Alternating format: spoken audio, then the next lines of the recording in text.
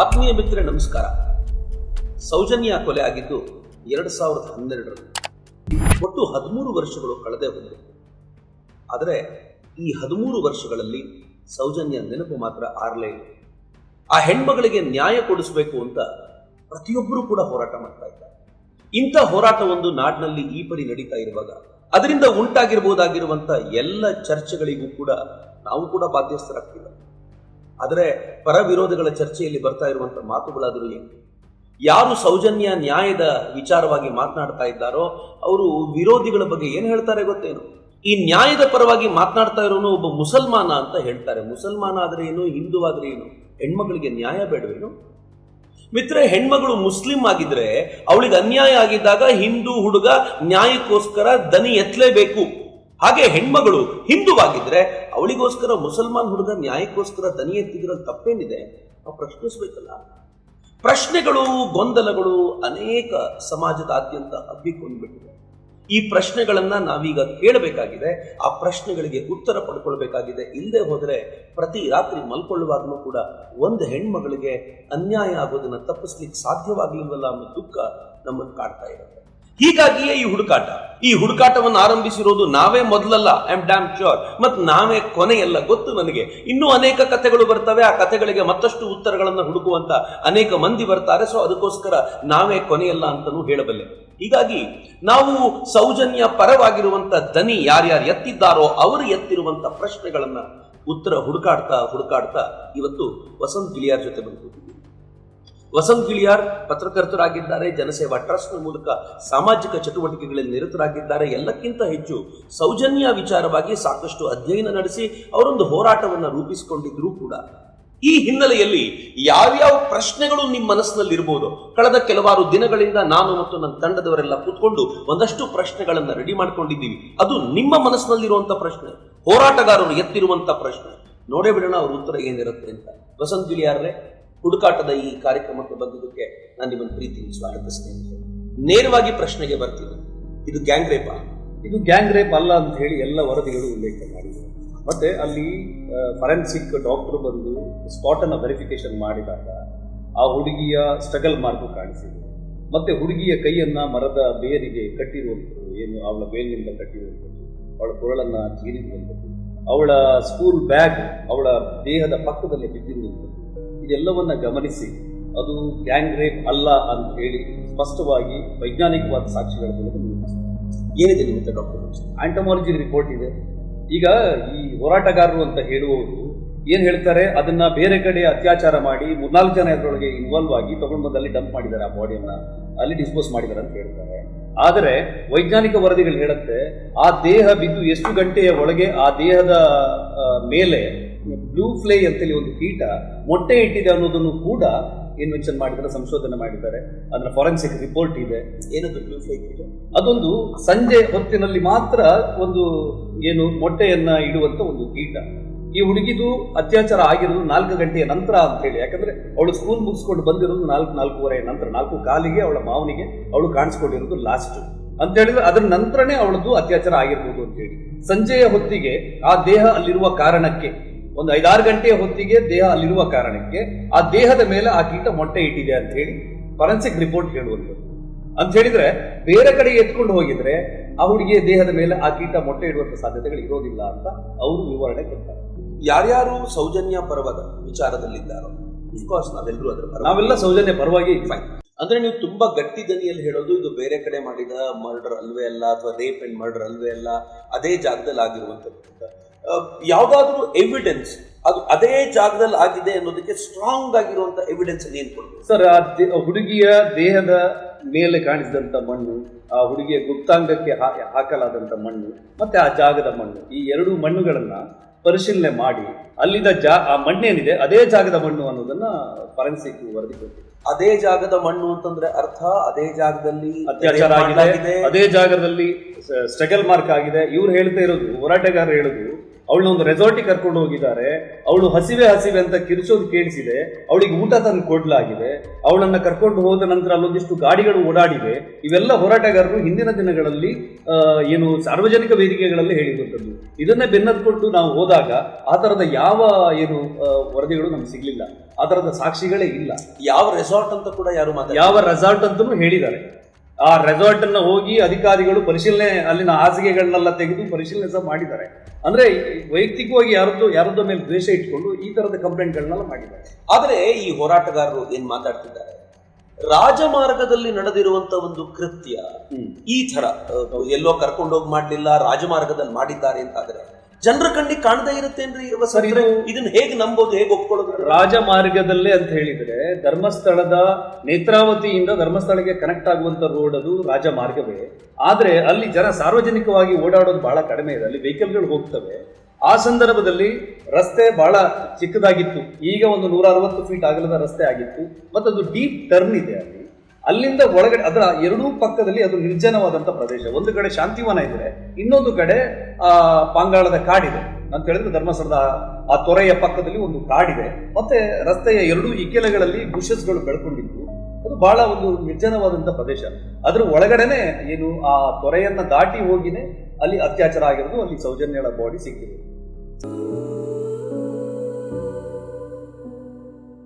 ಅಷ್ಟು ಆಗುವಾಗ್ಲೂ ಕೂಡ ಯಾರಿಗೂ ಗೊತ್ತಾಗಲಿಲ್ಲ ಆ ಹೊತ್ತಿನಲ್ಲಿ ಅಂತ ನೀವು ಹೇಳಿದ್ರೆ. ಗೊತ್ತಾಗಿದ್ದಿದ್ರೆ ಇದೆಲ್ಲರಿಗೂ ಗೊತ್ತಾಗಿರ್ತಿತ್ತು, ಇಷ್ಟು ಸಮಸ್ಯೆನ ಆಗ್ತಿರ್ಲಿಲ್ಲ. ಬಹುಶಃ ಯಾರು ಇದಿರ್ಲಿಕ್ಕಿಲ್ಲ ಆ ಸಂದರ್ಭ. ಗಿರೀಶ್ ಮಟ್ಟಣ್ಣವರು ಒಂದು ಮಾತು ಹೇಳ್ತಾರೆ, ಪ್ರಕೃತಿ ಚಿಕಿತ್ಸಾಲಯ ಮತ್ತು ಬಸ್ ನಿಲ್ದಾಣ ಇಲ್ಲಿ ಎರಡರಲ್ಲೂ ಸಿಸಿಟಿವಿಗಳಿತ್ತು, ಆ ಕ್ಯಾಮೆರಾಗಳಿತ್ತು. ಅಲ್ಲಿನ ಎರಡರ ಫುಟೇಜ್ ಅನ್ನು ಪಡ್ಕೊಳ್ಳಲಾಗಲಿಲ್ಲ ಅಂತ ಅವ್ರು ಹೇಳ್ತಾರೆ.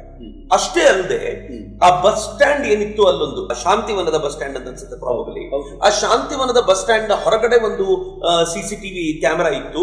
ಆ ಕ್ಯಾಮೆರಾ ಏನಿತ್ತು ಆ ಜಾಗವನ್ನ ಪೂರ್ತಿ ಡೆಮಾಲಿಷ್ ಮಾಡಿದ್ರು ಮುಂದಿನ 6 ದಿನಗಳಲ್ಲಿ ಅಂತ ಈ ವಿಡಿಯೋದಲ್ಲಿ ಹೇಳ್ತಾರೆ. ನೀವು ಬಹುಶಃ ಕೇಳಿದ್ರೆ ಗೊತ್ತಾಗುತ್ತೆ. ಅಂದ್ರೆ ಇಮ್ಮಿಡಿಯೇಟ್ ಆಗಿ ಪ್ರೊಟೆಸ್ಟ್ ಶುರು ಆಗುತ್ತಲ್ಲ, ಅವಾಗ ಪ್ರೊಟೆಸ್ಟ್ ಜೊತೆಗೇನೆ ಈ ಬಸ್ ಸ್ಟ್ಯಾಂಡ್ ಇರುವಂತ ಫುಟೇಜ್ ಕೂಡ ನಮಗೆ ಸಿಕ್ಕಿದೆ. ಇದು ಬಿಫೋರ್ ಸೌಜನ್ಯ ಇನ್ ಕೇಸ್ ಆಗೋಕ್ಕಿಂತ ಬಿಫೋರ್. ಈಗ ನೋಡಿ ಸಿಸಿ ಕ್ಯಾಮ್ರಾನು ಇದೆ ಅದರಲ್ಲಿ.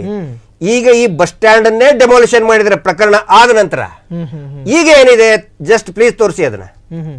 ಅಂದ್ರೆ ನೆಕ್ಸ್ಟ್ ಇದನ್ನ ಸಂದರ್ಭದಲ್ಲಿದ್ದಂತ ಬಸ್ ಸ್ಟ್ಯಾಂಡ್ ಈಗಿರುವಂತ ದೃಶ್ಯನ ಇದು. ಈಗ ನೋಡಿ ಈಗ ಇರೋದು ಅದನ್ನ ಡೆಮಾಲಿಷನ್ ಮಾಡಿ ಇದನ್ನ ಮಾಡಿದ್ದಾರೆ. ಇದಕ್ಕೂ ಅದೇ ಈಗ ನಾ ತೋರಿಸಿದ್ನಲ್ಲ ಬಸ್ ಸ್ಟ್ಯಾಂಡ್, ಅದೇ ಜಾಗದಲ್ಲಿ ಇದು ನಿರ್ಮಾಣ ಆಗಿದೆ. ಈಗ ಯಾಕೆ ಮಾಡಬೇಕು? ನಿಮ್ಮ ಹತ್ರ ನೀವೇನು ಮಾಡ್ಲಿಲ್ಲ ಅನ್ನುವಂತ ವಿಶ್ವಾಸ ಇದ್ರೆ, ನಾನ್ ತಪ್ಪು ಮಾಡ್ಲಿಲ್ಲ ಅನ್ನೋಂತ ವಿಶ್ವಾಸ ಇದ್ರೆ, ನೀವ್ ಯಾಕೆ ಸಿಸಿಟಿವಿ ಫುಟೇಜ್ ಇರುವಂತ ಜಾಗಗಳನ್ನ ಧ್ವಂಸಗೊಳಿಸಬೇಕು? ಯಾಕೆ ಎವಿಡೆನ್ಸ್ ಗಳನ್ನ ನಾಶ ಮಾಡಿಸುವಂತ ಪ್ರಯತ್ನ ಮಾಡಬೇಕು? 2012ನೇ ಇಸ್ವಿಗೆ ಧರ್ಮಸ್ಥಳದಲ್ಲಿ ಸಿಸಿಟಿವಿಗಳನ್ನು ಅಳವಡಿಸಲಾಗಿತ್ತು. ಧರ್ಮಸ್ಥಳದ ದೇವಸ್ಥಾನದಲ್ಲಿ ಮತ್ತು ನೇತ್ರಾವತಿ ಸ್ನಾನಘಟ್ಟದಲ್ಲಿ. ಪ್ರಕೃತಿ ಚಿಕಿತ್ಸಾ ಕೇಂದ್ರದ ಗೇಟಿಗಾಗಲಿ ಅದರ ಮುಂದ್ಗಡೆ ಇರುವಂತಹ ಬಸ್ ಸ್ಟ್ಯಾಂಡ್ಗಾಗಲಿ ಸಿಸಿ ಕ್ಯಾಮೆರಾಗಳನ್ನ ಅಳವಡಿಸಲಾಗಿಲ್ಲ. ಸೊ ಎರಡೇ ಸಿಸಿಟಿವಿ ಕ್ಯಾಮೆರಾ ಇದ್ದಿದ್ದು ನಿಜ, ಆದ್ರೆ ಎರಡು ಇಲ್ಲಲ್ಲ ಪ್ರಕೃತಿ ಚಿಕಿತ್ಸಾಲಯದ ಹತ್ರ ಎರಡು. ಈಗ ಅಲ್ಲಿ ಅಭಿಷೇಕ್ ಗೋಯಲ್ ಅವರು ಸ್ಟೇಟ್ಮೆಂಟ್ ಕೊಟ್ಟಿರೋದನ್ನ ಮೊನ್ನೆ ನೀವು ಹೇಳಿದಂತ ವ್ಯಕ್ತಿ ಅದನ್ನ ತಿರುಚಿ ಹೇಳ್ತಿದ್ರು. ನೋಡಿ ಅವ್ರು ಹೇಳ್ತಾ ಇದ್ದಾರೆ ಅಂತೇಳಿ ಹೇಳ್ತಾ ಇದ್ರು. ಅವರು ಸ್ನಾನಘಟ್ಟದಲ್ಲಿ ಮತ್ತೆ ಧರ್ಮಸ್ಥಳದ ದೇವಸ್ಥಾನದಲ್ಲಿ ಅಳವಡಿಸಲಾಗಿತ್ತು ಅಂತೇಳಿ ಹೇಳಿದ್ರೆ ಹೊರತು ಪ್ರಕೃತಿ ಚಿಕಿತ್ಸಾ ಕೇಂದ್ರದಲ್ಲಿ ಅಳವಡಿಸಲಾಗಿತ್ತು ಅಂತ ಅವ್ರು ಹೇಳಿಲ್ಲ. ಮತ್ತು 2 ದಿವಸದ ಸಿಸಿಟಿವಿ ಫುಟೇಜ್ ಅಲ್ಲಿ ತಗೊಂಡಿದ್ವಿ. ಆದ್ರೆ ಸಿಸಿಟಿವಿಯಲ್ಲಿ ಇರುವುದು 2 ಕಡೆ ಅಷ್ಟೇ. 2 ಕಡೆ ಒಂದು ಟೆಂಪಲ್ ಮೇನ್ ಗೇಟ್ ಇದೆ ಮತ್ತು ಸ್ನಾನಘಟ್ಟದಲ್ಲಿ ತಗೊಂಡಿದ್ವಿ. ಅದು ಸಿಸಿ ಕ್ಯಾಮ್ರಾ. ಇದು ನೋಡಿ ಅವ್ರು ಹೇಳೋದು, ಇದು ಸೌಜನ್ಯ ಕರೆಕ್ಟ್ ಈ ಗೇಟ್ ಎದುರುಗಡೆ ನಡ್ಕೊಂಡು ಹೋಗ್ತಾ ಇರ್ತಾಳೆ. ನಾವು ಅಗಳ ಇದರಲ್ಲಿ ಕೂಡ ತೋರಿಸಿದೀವಿ. ಅವ್ರು ಹೇಳಿದ್ರು ಶಾಂತಿವನ ಗೇಟ್ ಕಡೆನೂ ಕೂಡ ಸಿಸಿ ಕ್ಯಾಮ್ರಾ ಇತ್ತು ಅಂತ ಸ್ವತಃ SP ಅವ್ರು ಹೇಳಿದ್ದಾರೆ. ಒಂದು ಟೆಂಪಲ್ ಮೇನ್ ಗೇಟ್ ಇದೆ ಮತ್ತು ಸ್ನಾನಘಟ್ಟದಲ್ಲಿ ಸೌಜನ್ಯ ಅತ್ಯಾಚಾರ ಆಗಿರೋದು 2012ಕ್ಕೆ. ಆ ಬಸ್ ನಿಲ್ದಾಣವನ್ನ ಡೆಮೋಲಿಷ್ ಮಾಡಿರುವಂತದ್ದು 2018-19 ಏನು PWD ರೋಡ್ ಅಗಲ ಆಗುವ ಸಂದರ್ಭದಲ್ಲಿ ಅದನ್ನ ಡೆಮೋಲಿಷ್ ಮಾಡಿರುವಂಥದ್ದು. ಅದಕ್ಕೆ ಬೇಕಾದಂತ ದಾಖಲೆಗಳು ನಮ್ಮ ಹತ್ರ ಇವೆ. ಯಾವ ಗುತ್ತಿಗೆದಾರರು ಅದನ್ನ ಡೆಮೋಲಿಷ್ ಮಾಡಿಸಿ ಅದನ್ನ ರೋಡ್ನ ಬಿಡ್ತು ಮಾಡಿದಾರೆ ಅನ್ನೋದು ಈ ಬಿಲ್ ಸಹ ನಮ್ಮ ಹತ್ರ ಇದೆ. ನಾವು ಅದನ್ನು ಕೊಡ್ಬೋದು. ಗಿರೀಶ್ ಮಟ್ಟಣ್ಣವರು ತಮ್ಮ ವಿಚಾರವನ್ನ ಮಂಡಿಸುವಾಗ ಆ ಡೆಮಾಲಿಷ್ ಮಾಡಿರುವಂತ ಜಾಗದಲ್ಲಿ ಇವರು ವ್ಯಾಪಾರ ಮಳಿಗೆಗಳನ್ನ ಕಟ್ಟಿಸಿದ್ದಾರೆ ಅಂತ ಹೇಳ್ತಾರೆ. ಸೊ ಡೆಮಾಲಿಷ್ ಮಾಡಿ ವ್ಯಾಪಾರ ಮಳಿಗೆ ಕಟ್ಟಿಸಿದ್ದು ಹೌದಾ? ಆಗಿದೆ. ಗಿರೀಶ್ ಮಟ್ಟಣ್ಣ ಅವರಿಗೆ ಸುಳ್ಳು ಕಥೆಗಳನ್ನು ಹೇಳೋದೇ ಒಂದು ಹವ್ಯಾಸ. ಅವರು ಮೊದಲೇ ಬಾಂಬೆ ಅಂತಾನೆ ಅವ್ರನ್ನ ಕರೆದು ಆ ಪಕ್ಕದಲ್ಲಿ ಒಂದು ಕಟ್ಟಡ ಆಗಿದೆ, ರಸ್ತೆ ಆಗಲಾದ ನಂತರ ಕಟ್ಟಡ ಆಗಿದೆ. ಅದು ರಮಾನಂದ್ ಶೆಟ್ಟಿ ಅನ್ನೋರ ಪ್ರಾಪರ್ಟಿ, ಪ್ರೈವೇಟ್ ಪ್ರಾಪರ್ಟಿ. ಅವರ ಜಾಗದಲ್ಲಿ ಅವರು ಮಳಿಗೆಗಳನ್ನು ಕಟ್ಟಿಸಿದ್ದಾರೆ. ಬಸ್ ಸ್ಟ್ಯಾಂಡ್ ಮಾಡಿದ ಜಾಗದಲ್ಲ. ಇವತ್ತಿಗೂ ಕೂಡ ಸಾಕ್ಷಿ ಇದೆ. ನಾಳೆ ಗಿರೀಶ್ ಮಟ್ಟಣ್ಣನವರು ಮತ್ತೊಂದ್ಸಲ ವೆರಿಫಿಕೇಶನ್ ಮಾಡ್ಕೊಂಡ್ಬರ್ತಾರೆ. ಸೊ ನೀವು ಹೇಳೋದು ಬಸ್ ಸ್ಟ್ಯಾಂಡ್ ಡೆಮಾಲಿಷ್ ಮಾಡಿರೋದು not after 6 days, 100% is only after 6 years. 100% sir. 2012ಕ್ಕೆ ಇಶ್ಯೂ ಆಗಿದೆ, 2018ರಲ್ಲಿ ಡೆಮಾಲಿಷನ್ ಆಗಿದೆ. ಆದರೆ ಇದು 6 ದಿನಗಳ ನಂತರ ಅಲ್ಲ. ಈಗ ನಾನು ಚಾಲೆಂಜ್ ಮಾಡೋದು 6 ದಿನಗಳ ನಂತರನೇ ಅಂತ ಆದ್ರೆ ಗಿರೀಶ್ ಮಟ್ಟಣ್ಣನವ್ರು ಹೇಳಿದ ಅಷ್ಟು ಸುಳ್ಳನ್ನ ಬಿಡೋಣ. ಅವ್ರು ಹೇಳಿದ ವಾದವನ್ನು ಒಪ್ಪಿಡ್ತೀವಿ ನಾವು. ಜನರಿಗೆ ಹಸಿ ಸುಳ್ಳುಗಳನ್ನ ಬಣ್ಣದ ರೀತಿಯಲ್ಲಿ ಕಟ್ಟಿಕೊಟ್ಟು ಜನರನ್ನ ಒಂದು ರೀತಿಯ ದಿಕ್ಕು ತಪ್ಪಿಸ್ತಾ ಇರುವಂತದ್ದು ಗಿರೀಶ್ ಮಟ್ಟಣ್ಣನವರು. ಇವರು ಹಿಂದೆ ಹೇಳಿದಂತ ಎಲ್ಲ ಸುಳ್ಳುಗಳನ್ನ, ಆ ಸುಳ್ಳಿನ ಗುಳ್ಳೆಗಳನ್ನ ನಾವು ಹೊಡೆದಿದ್ವಿ. ಬಟ್ ದಿಕ್ಕು ನೀವು ತಪ್ಪಿಸ್ತಿಲ್ಲ. ಯಾವ ತರ ತಪ್ಪಿಸೋದು ಸರ್? ನನಗೊಂದು ಮಾತು ಹೇಳಿ. ಸೌಜನ್ಯ ಹತ್ಯೆ ಆದ ನಂತರ ಈ ಪ್ರಶ್ನೆ ಎಲ್ಲರಲ್ಲೂ ಇದೆ. ನಾನು ಕೂಡ ಈ ವಿಡಿಯೋಗಳನ್ನು ನೋಡಿದಾಗ ಈ ಹಿಂದಿನ ಹೋರಾಟದ ಸಂದರ್ಭದಲ್ಲೂ ಕೂಡ ಗಮನಿಸಿದ್ದೀನಿ. ಅಫ್ಕೋರ್ಸ್ ಕೋರ್ಟಿನ ನಿರ್ಣಯ ಎಲ್ಲ ಒಂದ್ ಕಡೆ ಇಟ್ಟು ಕೇಳಿ. ಸೌಜನ್ಯ ಹತ್ಯೆ ಆಗಿ ರಾಜಮಾರ್ಗದ ಪಕ್ಕದಲ್ಲಿ ನೀವು ಹೇಳಿದ್ರಿ ಆ ಕಾಲುವೆಯ ಭಾಗ ಎಲ್ಲ ಸರಿ ಬಿದ್ದಿರ್ತಾರೆ, ಆಕೆ ಕಳೆದೋಗಿದ್ದಾಳೆ, ಕಾಣೆಯಾಗಿದ್ದಾಳೆ ಅಂತ ಹೇಳಿ ಜನ ಎಲ್ಲ ಗಾಬರಿಯಿಂದ ಹುಡುಕಾಡ್ತಾರೆ, ಪೊಲೀಸರು ಹುಡುಕಾಡ್ತಾರೆ, ಊರಿನ ಜನ ಎಲ್ಲ ಹುಡುಕಾಡ್ತಾರೆ. ಹುಡುಕಾಡಿದ ಜಾಗದಲ್ಲಿ ಮುಂಚಿನ ದಿನ ಸಿಗದ ಶವ ಮರುದಿನ ಬೆಳಗ್ಗೆ ಹೆಂಗ್ರಿ ಸಿಗತ್ತೆ? ನಿಮಗೆ ಆ ಪುಟ್ಟ ತೊರೆಯ ಬಗ್ಗೆ ವಿವರ ಕೊಡಬೇಕಾಗತ್ತೆ. ಅದು ಮೇಲಿನ ಘಟ್ಟದ ಸಾಲಿನಿಂದ ನೀರು ಹರಿದು ಆ ತೊರೆಗೆ ಬಂದ ನಂತರ ನೀರು ಫುಲ್ ಆಗುವಂಥದ್ದು. ಮಧ್ಯಾಹ್ನದ ನಂತರ ಮಳೆ ಶುರುವಾಗಿದೆ. ಸೌಜನ್ಯ ಸತ್ತ ದಿವಸ ಧಾರಾಕಾರ ಮಳೆ ಇತ್ತು ಎಲ್ಲಿ ಧರ್ಮಸ್ಥಳದಲ್ಲಿ. ಮಳೆ ಬಂದಾಗ ಆ ನೀರೆಲ್ಲ ಆ ತೊರೆಗೆ ಸೇರಿದಾಗ ಅದು 4 ರಿಂದ 5 ಅಡಿ ಎತ್ತರಕ್ಕೆ ಹೋಗುತ್ತೆ ನೀರಿನ ಮಟ್ಟ. ಆಯ್ತಾ? ಆ ಸಂದರ್ಭದಲ್ಲಿ ಆ ತೊರೆಯನ್ನ ದಾಟಿ ಜನ ಹುಡುಕಿದಾರೆ ಅನ್ನೋದು ಡೌಟ್. ಇನ್ನೊಂದು, ಸೌಜನ್ಯ ಸತ್ತಂತ ಸಂದರ್ಭದಲ್ಲಿ ಎಲ್ಲ ಕಡೆ ಸ್ಪ್ರೆಡ್ ಆಗಿರುವಂಥದ್ದು ಎಲ್ಲೋ ಈ ಹುಡುಗಿಯನ್ನು ಯಾರೋ ಕಿಡ್ನಾಪ್ ಮಾಡಿದ್ದಾರೆ, ಲವ್ ಜಿಹಾದ್ ಪ್ರಕರಣದಲ್ಲಿ ಇವಳನ್ನ ಸಿಲುಕಿಸಿರ್ಬಹುದು, ಈ ಹುಡುಗಿ ಎಲ್ಲೋ ನಾಪತ್ತೆ ಆಗಿರ್ಬೋದು ಅಂತ ಹೇಳಿನೇ ಹೊರತು ನಾನೊಂದು 50 ರಿಂದ 60 ಜನರನ್ನ ಆ ಸಂದರ್ಭದಲ್ಲಿ ಇದ್ದವ್ರನ್ನ ಮಾತಾಡಿಸಿದ್ದೀನಿ. ಸಂದೀಪ್ ರೈ, ಆರೀಗ ತುಂಬಾ ಜನ ಇದ್ದಾರೆ. ಅವರೆಲ್ಲರೂ ಕೂಡ ಹೇಳ್ತಾರೆ, ನಾವು ಅದ್ರ ಒಳಗಡೆ ಹೋಗಿ ಹುಡುಕಿರ್ಲಿಲ್ಲ, ನಾವು ನೇತ್ರಾವತಿ ಸ್ನಾನಘಟ್ಟದ ಬಳಿ ಬೇರೆ ಬೇರೆ ಭಾಗದಲ್ಲಿ ಹುಡುಕಿದ್ದೀವಿ. ಮರುದಿನ ಮತ್ತೆ ಮುಂದಿನ ಏನು ಹುಡುಕಾಟ ಮಾಡುವಾಗ ಬೆಳಿಗ್ಗೆ 10 ಗಂಟೆಗೆ ಆ ಬಾಡಿ ಸಿಕ್ಕಿರುವಂಥದ್ದು ಅಂತ ಅಲ್ಲಿ ಹುಡುಕಿದ್ದಾರೆ. ಆ ದಿನ ರಾತ್ರಿ ಹುಡುಕಿದ್ದಾರೆ, ಸಿಗ್ಲಿಲ್ಲ, ಬೆಳಿಗ್ಗೆ ಸಿಕ್ಕಿದೆ ಅಂತ ಹೇಳಿದ್ರೆ ಅವ್ರು ಹೇಳೋದು ಏನಕ್ಕೆ ಅಂತ ಹೇಳಿದ್ರೆ ಬೇರೆ ಎಲ್ಲಿಂದ ತಂದು ಬಾಡಿಯನ್ನೆಲ್ಲ ಹಾಕಿದ್ದಾರೆ ಅಂತ ಹೇಳಿ. ನೋಡಿ, ಸೌಜನ್ಯ ಸತ್ತ ದಿವಸ ಎಲ್ಲ ಕಡೆ ಸ್ಪ್ರೆಡ್ ಆಗಿದೆ. ಹುಡುಗಿ ಒಬ್ಳು ನಾಪತ್ತೆ ಆಗಿದ್ದಾರೆ. ಯಾಕಂದ್ರೆ ರಾಜ ಬೀದಿಯಲ್ಲೇ ಎಲ್ಲ ಹುಡುಕ್ತಾ ಇದ್ರು. ಆ ಉದಯ್ ಜೈನ್ ಅಂತ ಹೇಳುವವರು ಯಕ್ಷಗಾನ ನೋಡ್ಕೊಂಡು ಬರುವಾಗ ಅಲ್ಲಿ ಒಂದು 50-60 ಜನ ಹುಡುಕ್ತಾ ಇದ್ರು. ಅವರು ರಿಕ್ಷಾ ನಿಲ್ಸಿ ಏನಂತ ಕೇಳಿ ಮುಂದೆ ಹೋಗ್ತಾರೆ ಅಂತ ಅಂದ್ರೆ ಎಲ್ಲರಿಗೂ ಸಾಮಾನ್ಯವಾಗಿ ಪ್ರಚಾರ ಆಗಿತ್ತು. ಆ ಹೊತ್ತಿಗೆ ಜನ ಹುಡುಕಾಟ ಮಾಡ್ತಿರ್ಬೋದು ಎನ್ನುವ ಊಹೆಯೂ ಇದ್ದಿರುವಾಗಲೂ ಕೂಡ ಎಲ್ಲಿಂದೋ ಬಾಡಿ ತಗೊಂಡು ಅಲ್ಲೇ ಹಾಕುವ ಸಾಧ್ಯತೆ ಇತ್ತ? ನೀವು ಅದನ್ನ ನಂಬ್ತೀರಾ? ಆದ್ರೆ ಪ್ರಶ್ನೆ ಇರೋದು, ನೀವು ಮಳೆ ಮಳೆ ಮಳೆ ಮಳೆ ಅಂತ ಹೇಳಿ, ಆದ್ರೆ ಮತ್ತೊಂದು ಕಡೆಯ ವಾದದಲ್ಲಿ ಅವ್ರು ಕೊಡುವ ವಾದ ನನಗೆ ನಿಮ್ ವಾದ ಒಪ್ಪಬೇಕು, ಅವ್ರ ವಾದ ಒಪ್ಪಬೇಕು ಗೊತ್ತಾಗ್ತದೆ ಸರ್. ಒಪ್ಪಿ ನೀವು ಫೈನ್. ಈಗ ಸತ್ಯ ಯಾವುದು ಅಂತಲೇ ಹುಡುಕಾಡ್ಬೇಕಲ್ಲ. ಈಗ ನನಗೆ ಹೇಳಿ, ಬ್ಯಾಗ್ ಒದ್ದೆ ಆಗ್ಲಿಲ್ಲ, ನೋಟ್ಬುಕ್ ಒದ್ದೆ ಆಗ್ಲಿಲ್ಲ, ಅಲ್ಲಿರುವಂತ ಯಾವುದೇ ವಸ್ತುಗಳು ಒದ್ದೆ ಆಗ್ಲಿಲ್ಲ, ಹಾಗಿದ್ಮೇಲೆ ಮಳೆ ಅಂತ ಹೇಗೆ ಹೇಳ್ತೀರಿ ಸರ್? ಈಗ ಬ್ಯಾಗ್ ಒದ್ದೆ ಆಗಿಲ್ಲ ಅನ್ನುವ ರಿಪೋರ್ಟ್ ಎಲ್ಲೂ ಇಲ್ಲ. ಅಲ್ಲಿ ಯಾರು ಹೇಳಿದ್ದಾರೆ ಇವ್ರಿಗೆ ಬ್ಯಾಗ್ ಒದ್ದೆ ಆಗಿಲ್ಲ ಅಂತ ಹೇಳಿ? ಇವರೆಲ್ಲರೂ ಅದೇ ಹೇಳ್ತಾ ಇದ್ದಾರೆ. ಆ ಸಂದರ್ಭದಲ್ಲಿ ಎಲ್ಲಾದ್ರೂ ದಾಖಲಾಗಿದೆ ಅದ್ರ ಬಗ್ಗೆ, ಈ ಬ್ಯಾಗು ಒದ್ದೆ ಆಗಿಲ್ಲ ಅಂತ ಹೇಳಿ? ಒಳಗಡೆ ಇರೋ ಪುಸ್ತಕ ಒದ್ದೆ ಆಗೋ ಸಾಧ್ಯತೆಗಳು ಬಹಳ ಕಡಿಮೆ ಇರ್ತದೆ. ನಮ್ ಕಡೆ ಆ ಹುಡುಗಿ ಹಾಕಿದ ಬ್ಯಾಗ್ ಅನ್ನು ಕೂಡ ನಾವು ಪರಿಶೀಲನೆ ಮಾಡಿದಾಗ ಅದ್ರ ಒಳಗಡೆ ಇರುವಂತ ವಸ್ತುಗಳು ಒದ್ದೆ ಆಗೋ ಸಾಧ್ಯತೆಗಳು ಬಹಳ ಕಡಿಮೆ ಇತ್ತು. ಇನ್ನೊಂದು ಏನಂತ ಹೇಳಿದ್ರೆ, ಆ ಸಂದರ್ಭದಲ್ಲಿ ಮಳೆ ಬರ್ತಾ ಇತ್ತು. ಮರುದಿನ ಬೆಳಿಗ್ಗೆ 10 ಗಂಟೆ, ಆ ಬೆಳಿಗ್ಗೆ ಮಳೆ ಇರಲಿಲ್ಲ. ಬೆಳಿಗ್ಗೆ 10 ಗಂಟೆಗೆ ಬಾಡಿ ಸಿಗುವಂಥದ್ದು. 10 ರಿಂದ 6 ಗಂಟೆ ತನಕ ಬಾಡಿ ಅದೇ ಸ್ಪಾಟ್ ಅಲ್ಲಿ ಇರುತ್ತೆ. ಅಲ್ಲಿಯ ತನಕನೂ ಬಿಸಿಲು ಬಂದಿರ್ತದೆ, ಬೇರೆ ಬೇರೆ ಸಂದರ್ಭದಲ್ಲಿ ಬಿಸಿಲು ಬಂದಿರ್ತದೆ. ಸ್ವಲ್ಪ ಅದು ಒದ್ದೆ ಆಗಿಲ್ಲದೆ ಇರುವ ಕಂಡಿರ್ಬಹುದು. ಹುಡುಗಿಯ ಬಟ್ಟೆಯಲ್ಲಿ ಆ ಒರಿಜಿನಲ್ ಫೋಟೋನ ನೀವು ಡಿಸ್ಪ್ಲೇ ಮಾಡ್ಬೋದು. ಹುಡುಗಿಯ ಬಟ್ಟೆಯ ಮೇಲೆ ಮಣ್ಣು ರಾಚಿರುವಂತಹ ಆ ದೃಶ್ಯಗಳನ್ನು ನೀವು ಆ ಫೋಟೋದಲ್ಲಿ ನೋಡ್ಬೋದು. ಮತ್ತೆ ಅಲ್ಲಿಗೆ ಡಾಗ್ ಸ್ಕ್ವಾಡ್ ಬಂದಿತ್ತು. ಮಳೆ ಬಂದಿರುವ ಕಾರಣಕ್ಕೆ ಡಾಗ್ ಸ್ಕ್ವಾಡ್ ಸ್ಮೆಲ್ ಡಿಟೆಕ್ಟ್ ಮಾಡ್ಲಿಕ್ಕೆ ಆಗದೆ ವಾಪಸ್ ಹೋಗುತ್ತೆ. ಯಾರು ಅಪರಾಧ ನಡೆದ ಸಂದರ್ಭಗಳಲ್ಲಿ ಡಾಗ್ ಸ್ಕ್ವಾಡ್ ಬರ್ತದಲ್ಲ, ಅಲ್ಲಿ ಎಲ್ಲಿಗೆ ಹೋದ ಅಪರಾಧಿ, ಎಲ್ಲಿಂದ ಬಂದ ಅನ್ನೋದನ್ನು ಕೂಡ ಡಾಗಿಗೆ ಸ್ಮೆಲ್ ಡಿಟೆಕ್ಟ್ ಮಾಡೋಕ್ಕಾಗಲ್ಲ. ಯಾಕಂದ್ರೆ ಆ ತೊರೆಯನ್ನು ದಾಟ್ಕೊಂಡು ಅಪರಾಧಿ ಹೋಗಿರುವ ಕಾರಣಕ್ಕೆ ಅದು ಕೂಡ ಫೇಲ್ ಆಗಿದೆ. ಆ ಸಂದರ್ಭದಲ್ಲಿ ಅವ್ರು ಹೇಳಿರ್ಲಿಲ್ಲ, ಸೌಜನ್ಯ ಸತ್ತ ಮರುದಿನನೇ ಸ್ಪ್ರೆಡ್ ಆಗ್ಬೇಕಿತ್ತಲ್ಲ, ಹುಡುಗಿ ಬ್ಯಾಗ್ ಒದ್ದೆ ಆಗಿಲ್ಲ, ಪುಸ್ತಕ ಒದ್ದೆ ಆಗಿಲ್ಲ, ಇದು ಹೆಂಗ್ ಮಾಡ್ರಾಯ್ತು ಅಂತೆಲ್ಲ ಕೇಳ್ಬೇಕಿತ್ತಲ್ಲ ಅವರು. ಅದೇನು CCTVಯಲ್ಲಿಯೋ ಇನ್ನೆಲ್ಲೋ ಒಂದು ಕಡೆ ರೆಕಾರ್ಡ್ ಆಗಲೂ ಇಲ್ಲ. ಅದಕ್ಕೋಸ್ಕರ ಬ್ಯಾಗ್ ಒದ್ದೆ ಆಗಿಲ್ಲ, ಪುಸ್ತಕ ಒದ್ದೆ ಆಗಿಲ್ಲ ಅಂತ ಹೇಳಿ ಹೇಳ್ತಾ ಇದ್ದಾರೆ ಅಷ್ಟೇ. ಅದಕ್ಕೇನು ಆಧಾರಗಳಿಲ್ಲ. ಆಧಾರ ಇರ್ಬೋದಾಗಿರುವಂತ ಒಂದು ಸಂಗತಿ ಹೇಳಿ ಸರ್, ನೀವು ಉತ್ತರ ಕೊಡ್ತೀನಿ. ಈ ಪ್ರಶ್ನೆ ತುಂಬಾ ಗಂಭೀರವಾಗಿರುವಂತಹ ಪ್ರಶ್ನೆ, ನನ್ನನ್ನು ಕಾಡಿದೆ. ನಾನು ಈ ವಿಡಿಯೋಗಳನ್ನೆಲ್ಲ ನೋಡುವಾಗಲೂ ಕೂಡ ಅನೇಕ ಬಾರಿ ಅನ್ಕೊಂಡಿದ್ದೆ. ಮರ್ಡರ್ ಆಗಿದ್ದು 9ನೇ ತಾರೀಕು. ಹೌದು.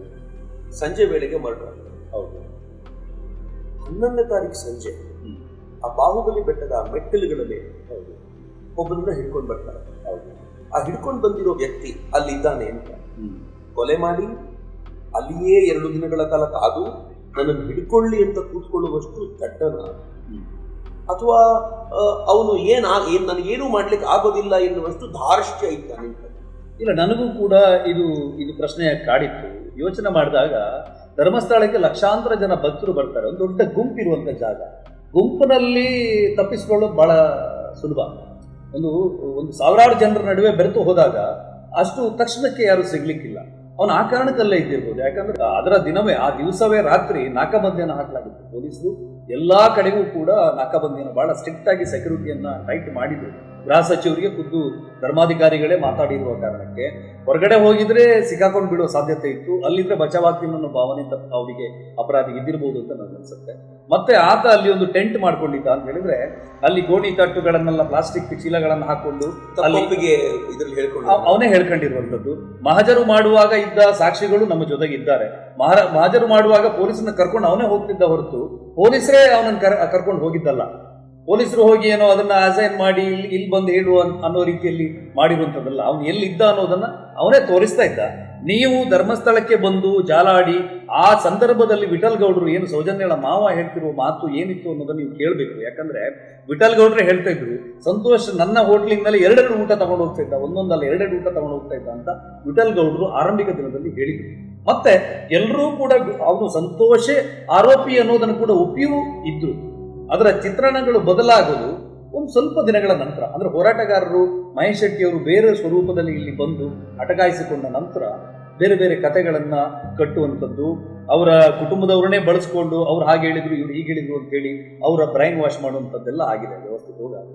ಸಂತೋಷ್ ರಾವ್ ಆ ಕೃತ್ಯದಲ್ಲಿ ಇದ್ದ ಅಂತ ಹೋರಾಟಗಾರರು ಆರಂಭಿಕ ದಿನಗಳಲ್ಲಿ ಒಪ್ಕೊಂಡಿದ್ರು ಅಂತ ನೀವು ಹೇಳ್ತೀವಿ. ಸಂತೋಷ್ ರಾವ್ ಇದ್ದೇ ಇದ್ದಾನೆ ಅಂತ ಹೇಳಿ ಹೋರಾಟದಲ್ಲಿ ಇವತ್ತು ಪಾಲ್ಗೊಂಡಿರುವಂತ ಮಹೇಶ್ ಶೆಟ್ಟಿ ತಿಮ್ರೋಡಿಯವರು TV9 ಸ್ಟುಡಿಯೋದಲ್ಲಿ 2013ನೇ ಇಸ್ವಿ ಅಕ್ಟೋಬರ್ 9ನೇ ತಾರೀಕು ಹೇಳಿದ್ದಾರೆ. ಅವನು ತಂದು ಮೇಲ್ಗಡೆ ಮಲಗಿಸಲಾಗಿತ್ತು, ಮತ್ತೆ 3-4 ಜನ ಇದ್ರು ಅಂತೇಳಿ ಮಹೇಶ್ ಶೆಟ್ಟಿ ಅವರು ಹೇಳಿದ್ದಾರೆ. ಮತ್ತೆ ಆ ಜಾಗದಲ್ಲಿ ಅವನಿದ್ದ, ಮಾಡಿದ್ನೋ ಬಿಟ್ನೋ ಅವನಿದ್ದ? ಇಲ್ಲ, ಅವನಿದ್ದ ಅಂತ 4 ಜನ ಸೇರಿ ಮಾಡಿರ್ತಾರಲ್ವಾ, ಅದ್ರ ಜೊತೆ ಅವನಿದ್ದ ಅನ್ನೋ ರೀತಿಯಲ್ಲಿ ಅವರು ಹೇಳಿದ್ರು. ಆಮೇಲೆ 2000 ಅವನ ತೀರ್ಪು ಬಂದ ನಂತರ ಅವನು ಇಲ್ವೇ ಇಲ್ಲ, ಅವನೊಬ್ಬ ಮಾನಸಿಕ ಸ್ವಾಸ್ಥ್ಯ, ಅವನೊಬ್ಬ ನಿರಪರಾಧಿ, ಸುಮ್ಮನೆ ಒಬ್ಬನ ಬಲಿಪಶು ಮಾಡಿದ್ದಾರೆ ಅನ್ನೋ ರೀತಿಯಲ್ಲಿ ಅದೇ ಮಹೇಶ್ ಶೆಟ್ಟಿ ಅವರು ಹೇಳ್ತಾರೆ. ಇದೇ ಸಂತೋಷ್ ಕುಮಾರ್ ಹೇಳಿದ್ದಾನೆ. ಯಾರ ಹತ್ರ ಹೇಳಿದಾನಂದ್ರೆ ಪತ್ರಿಕೆಯ ಮುಖಂಡರ ಹತ್ರ, ಜೈಲಿನ ಒಳಗಡೆ ಬಂದಿಯಲ್ಲಿರುವಂತ ಕೈದಿಗಳ ಹತ್ರ, ಅವನನ್ನು ಜೈಲಿಗೆ ತರುವ ಸಂದರ್ಭದಲ್ಲಿ ಕೆಲವು ಪೊಲೀಸ್ ಡಿಪಾರ್ಟ್ಮೆಂಟ್ ನಲ್ಲಿ ಹೇಳಿದ್ದಾನೆ. ಹೇಗಂತ ಹೇಳಿದ್ರೆ 4 ಮಂದಿ ನಾವು ಅಲ್ಲಿ ಮಾಡಿದ್ದಲ್ಲ, ನಾವು ಹೊರಗಡೆ ಮಾಡಿದ್ದು. ಇದ್ದಾನೆ ಅವನು ಇದ್ದಾನೆ. ಆರೋಪಿ ಅಂತ ಹೇಳೋದೇ ಇಲ್ಲ ಅವನ ಹುಡುಗನನ್ನು ನಾವು, ಯಾಕಂತ ಹೇಳಿದ್ರೆ ಅವನ ಆರೋಪಿಯೇ ಅಲ್ಲ. ಇವರೆಲ್ಲರೂ ಹೇಳೋ ತರ ಸಂತೋಷ್ ಅರೆ ಹುಚ್ಚ. ಸಂತೋಷ್ ರಾವ್ಗೆ ಸ್ಕಿಜೋಫ್ರೇನಿಯಾಗೆ ಸಂಬಂಧಪಟ್ಟ ಹಾಗೆ ಒಂದು ಮೆಡಿಕೇಶನ್ ಮಾಡಿದ್ದ ಅವನು ಹಿಂದೆ 3 ವರ್ಷದ ಹಿಂದೆ ಮಾನಸಾದ ಅಶೋಕ್ ಪೈ ಅವರ ಮೂಲಕ. ಆದ್ರೆ ಅವನು ಅರೆ ಹುಚ್ಚ ಅಲ್ಲ, ಅವನು ಮೆಂಟಲಿ ಫಿಟ್ ಇದ್ದಾನೆ ಅಂತ ಹೇಳಿ ನಿಮಾನ್ಸ್ನವರು. ಸ್ಕಿಜೋಫ್ರೇನಿಯಾ ಮಾನಸಿಕ ಖಿನ್ನತೆ ಬಗ್ಗೆ ನೀವು ಮಾತಾಡ್ತಿದ್ದೀರಿ. ಮನಸ್ಸಿನ ಮೇಲೆ ಅವನ ಹಿಡಿತ ಆಗಾಗ ತಪ್ಪೋಗ್ಬಿಡುತ್ತೆ, ಮನಸ್ಸು ಹೇಳಿದಂತೆ ಅವನು ವ್ಯಗ್ರನಾಗುವಂತ ಸ್ಕಿಜೋಫ್ರೇನಿಕ್ ಆಗಿರೋರು ಯೂಶುವಲ್ ಹಾಗಿರ್ತಾರೆ. ಅವರು ಲೈಂಗಿಕವಾಗಿಯೂ ಕೂಡ ಅವರು ಅಗ್ರೆಸಿವ್ ಆಗಿ ಕೆಲವು ಕೃತ್ಯಗಳನ್ನು ಮಾಡಿದಂತ ಹಿಸ್ಟ್ರಿ ಇದೆ. ಅದಕ್ಕೆ ಸ್ಟಡಿ ರಿಪೋರ್ಟ್ಗಳಿವೆ, ಸ್ಟಡಿ ಪೇಪರ್ಗಳಿವೆ. ಸ್ಕಿಜೋಫ್ರೇನಿಕ್ ಅವನು ಅನ್ನೋದಕ್ಕೆ ಏನು ರೆಕಾರ್ಡ್ಸ್? ಅಶೋಕ್ ಪೈಗಳ ಹತ್ರ ಅದೇ ಕಾರಣಕ್ಕೆ ಟ್ರೀಟ್ಮೆಂಟ್ ತಗೊಳ್ತಾ ಇದ್ದಾರೆ. ಅವನ ತಂದೆಗೆ ನಾವು ಕಳಿಸಿದ್ದೀವಿ. ಮತ್ತು ಅವನು ಶಿವಮೊಗ್ಗದಲ್ಲಿ ಮುಂಚೆ ಕೂಡ ಇದು ಪ್ಯಾರಾನಾಯ್ಡ್ ಸೈಕೋಸಿಸ್ ಮತ್ತು ಸ್ಕಿಜೋಫ್ರೇನಿಯಾದ ಟ್ರೀಟ್ಮೆಂಟ್ ಎಲ್ಲ ತಗೊಂಡಿದ್ದಾರೆ. ಸುಮಾರು 6 ವರ್ಷದಿಂದಾನೇ ಟ್ರೀಟ್ಮೆಂಟ್ ನಡೀತಾ ಉಂಟು. ಮತ್ತು ಇತ್ತೀಚೆಗೆ ಏಪ್ರಿಲ್ 2012ರಲ್ಲಿ ಕೂಡ ಅಲ್ಲಿ 1 ವಾರಕ್ಕೆ ಅಡ್ಮಿಟ್ ಆಗಿದ್ರು. ಅವ್ರದ್ದು ಫೈಲ್ ಕೂಡ ಇವತ್ತು ನನಗೆ ಸಿಕ್ಕಿದೆ. ಆತ ಫಿಸಿಕಲಿ ಫಿಟ್ ಇಲ್ಲ ಅಂತ ಹೇಳಿ ಅದರ ನಂತರ ಹೇಳಿದ್ರು ಒಬ್ಬನಿಗೆ ಏನ್ ಮಾಡಕ್ಕಾಗತ್ತೆ ಅಂತ. ಅವನು ಕರಾಟೆಯಲ್ಲಿ ಬ್ಲ್ಯಾಕ್ ಬೆಲ್ಟ್ ಮಾಡ್ತಾನೆ, ಡ್ಯಾನ್ ಅಂತ ಹೇಳಿ. ಅವನು ಕರಾಟೆ ಟೀಚರ್ ಆಗಿ ಟೀಚಿಂಗ್ ಮಾಡಿದ್ದಾನೆ. ಅವನೊಬ್ಬ ಬೇಸಿಕಲಿ ಸೈನ್ಸ್ ಸ್ಟೂಡೆಂಟ್. ಅವನು ಇಷ್ಟಿದ್ದು ಕೂಡ ಹೋಟೆಲಲ್ಲಿ ಯಾಕೆ ಕೆಲಸಕ್ಕೆ ಸೇರ್ಕೋತಾನೆ ಅಂತ ಹೇಳಿದ್ರೆ ಅವನಿಗಿರುವಂಥ ಒಂದು ಮಾನಸಿಕ ಖಿನ್ನತೆಯ ಕಾರಣಕ್ಕೆ ಅವನು ಇದನ್ನ ಬಿಟ್ಟು ಬೇರೆ ಬೇರೆ ಹೋಟೆಲ್ಗಳಲ್ಲಿ ಕೆಲಸಕ್ಕೆ ಸೇರ್ತಾನೆ. ಈ ಕ್ರೈಮ್ ಆಗುವ ಹಿಂದಿನ ತಿಂಗಳಲ್ಲಿ ಆತ ಶೃಂಗೇರಿಯ ಶಾರದಾಂಬ ಎನ್ನುವ ಹೋಟೆಲ್ನಲ್ಲಿ ಕ್ಲೀನರ್ ಆಗಿ ಕೆಲಸ ಮಾಡ್ಕೊಂಡಿದ್ದ. ಫೈನ್. ನೀವು ಈ ಪ್ರಶ್ನೆ ಬಂದಾಗ ನನಗೆ ಬರೋದು ಇದನ್ನೇ ಮಾತಾಡ್ತಾ ಒಬ್ಬ ಹೋರಾಟಗಾರರು ಹೇಳ್ತಾರೆ, ಕ್ರೈಮ್ ಆಗೋ ದಿನ ಅವನು ಇರಲೇ ಇಲ್ಲ, ಹೋಟೆಲ್ನಲ್ಲಿ ಕೆಲಸ ಮಾಡ್ತಾ ಇದ್ದ, ಅವನು ಕ್ರೈಮ್ ಆದ ನಂತರವೇ ಹೋಟೆಲ್ನ ಬಿಟ್ಟು ಬಂದಿರೋದು ಅಂತ ಹೋರಾಟಗಾರರು ಹೇಳ್ತಾರೆ. ಹೋರಾಟಗಾರರು ಹೀಗೆ ಹೇಳ್ತಾರೆ. ಸಂತೋಷ್ ಪರವಾದಂಥ ವಕೀಲರು ಎಲ್ಲರೂ ಇದೇ ರೀತಿ ಪ್ರಶ್ನೆ ಮಾಡುವಾಗ ಆ ಹೋಟೆಲ್ನ ಮಾಲೀಕರಾದಂಥ ರಾಘವೇಂದ್ರ ಭಟ್ ಅವ್ರನ್ನ ಕೂಡ ಪ್ರಶ್ನೆ ಮಾಡ್ತಾರೆ. ಎಲ್ಲಿ? ನ್ಯಾಯಾಲಯದಲ್ಲಿ. ಅವರ ಸ್ಟೇಟ್ಮೆಂಟ್ ಇದೆ, ರಿಪೋರ್ಟ್ ಇದೆ. ಅವ್ರು ಹೇಳ್ತಾರೆ, ಇಲ್ಲ ಸೆಪ್ಟೆಂಬರ್ 30ಕ್ಕೆ ನಮ್ಮಲ್ಲಿ ಅವನು ಬಿಟ್ಟು ಹೊರಟಿದ್ದಾನೆ, ನಾವೇ ಬಿಡಿಸಿದ ಕೆಲಸಕ್ಕೆ ಅಂತ ಹೇಳಿದ್ರೆ ಅವನು ಕೊನೆಯ ದಿನಗಳಲ್ಲಿ ಒಂದು 15 ದಿನಗಳಲ್ಲಿ ಕೆಲಸ ಸರಿಯಾಗಿ ಮಾಡ್ತಾ ಇರಲಿಲ್ಲ, ಮಂಕ್ ಹಿಡ್ಕೊಂಡು ಒಂದು ಕಡೆ ಕುತ್ಕೊಳ್ತಿದ್ದ, ಹಾಗಾಗಿ ನಾವೇ ಬಿಡಿಸಿ ಕಳಿಸಿದ್ವಿ ಅಂತೇಳಿ ಅವರು ರಾಘವೇಂದ್ರ ಭಟ್ ಹೇಳ್ತಾರೆ. ಜೊತೆಗೆ ಆ ಹೋಟೆಲ್ನಲ್ಲಿ ಕೆಲಸ ಮಾಡ್ತಿದ್ದ ಇನ್ನೊಬ್ಬ ಸಪ್ಲೈಯರ್ ಆಗಿ ಕೆಲಸ ಮಾಡ್ತಿದ್ದ ವ್ಯಕ್ತಿ ಕೂಡ ಹೇಳಿದ್ದಾರೆ. ಇದನ್ನು ನೀವು ಬಹಳ ಗಂಭೀರವಾಗಿ ಪರಿಗಣಿಸಬೇಕಾದಂಥ ಅಂಶ. ಸಂತೋಷ್ ರಾವ್ ಆ ಹೋಟೆಲ್ನಲ್ಲಿ ಸಂತೋಷ್ ರಾವ್ ಆಗಿ ಇರಲಿಲ್ಲ, ಅವರು ರವಿ ಆಗಿ.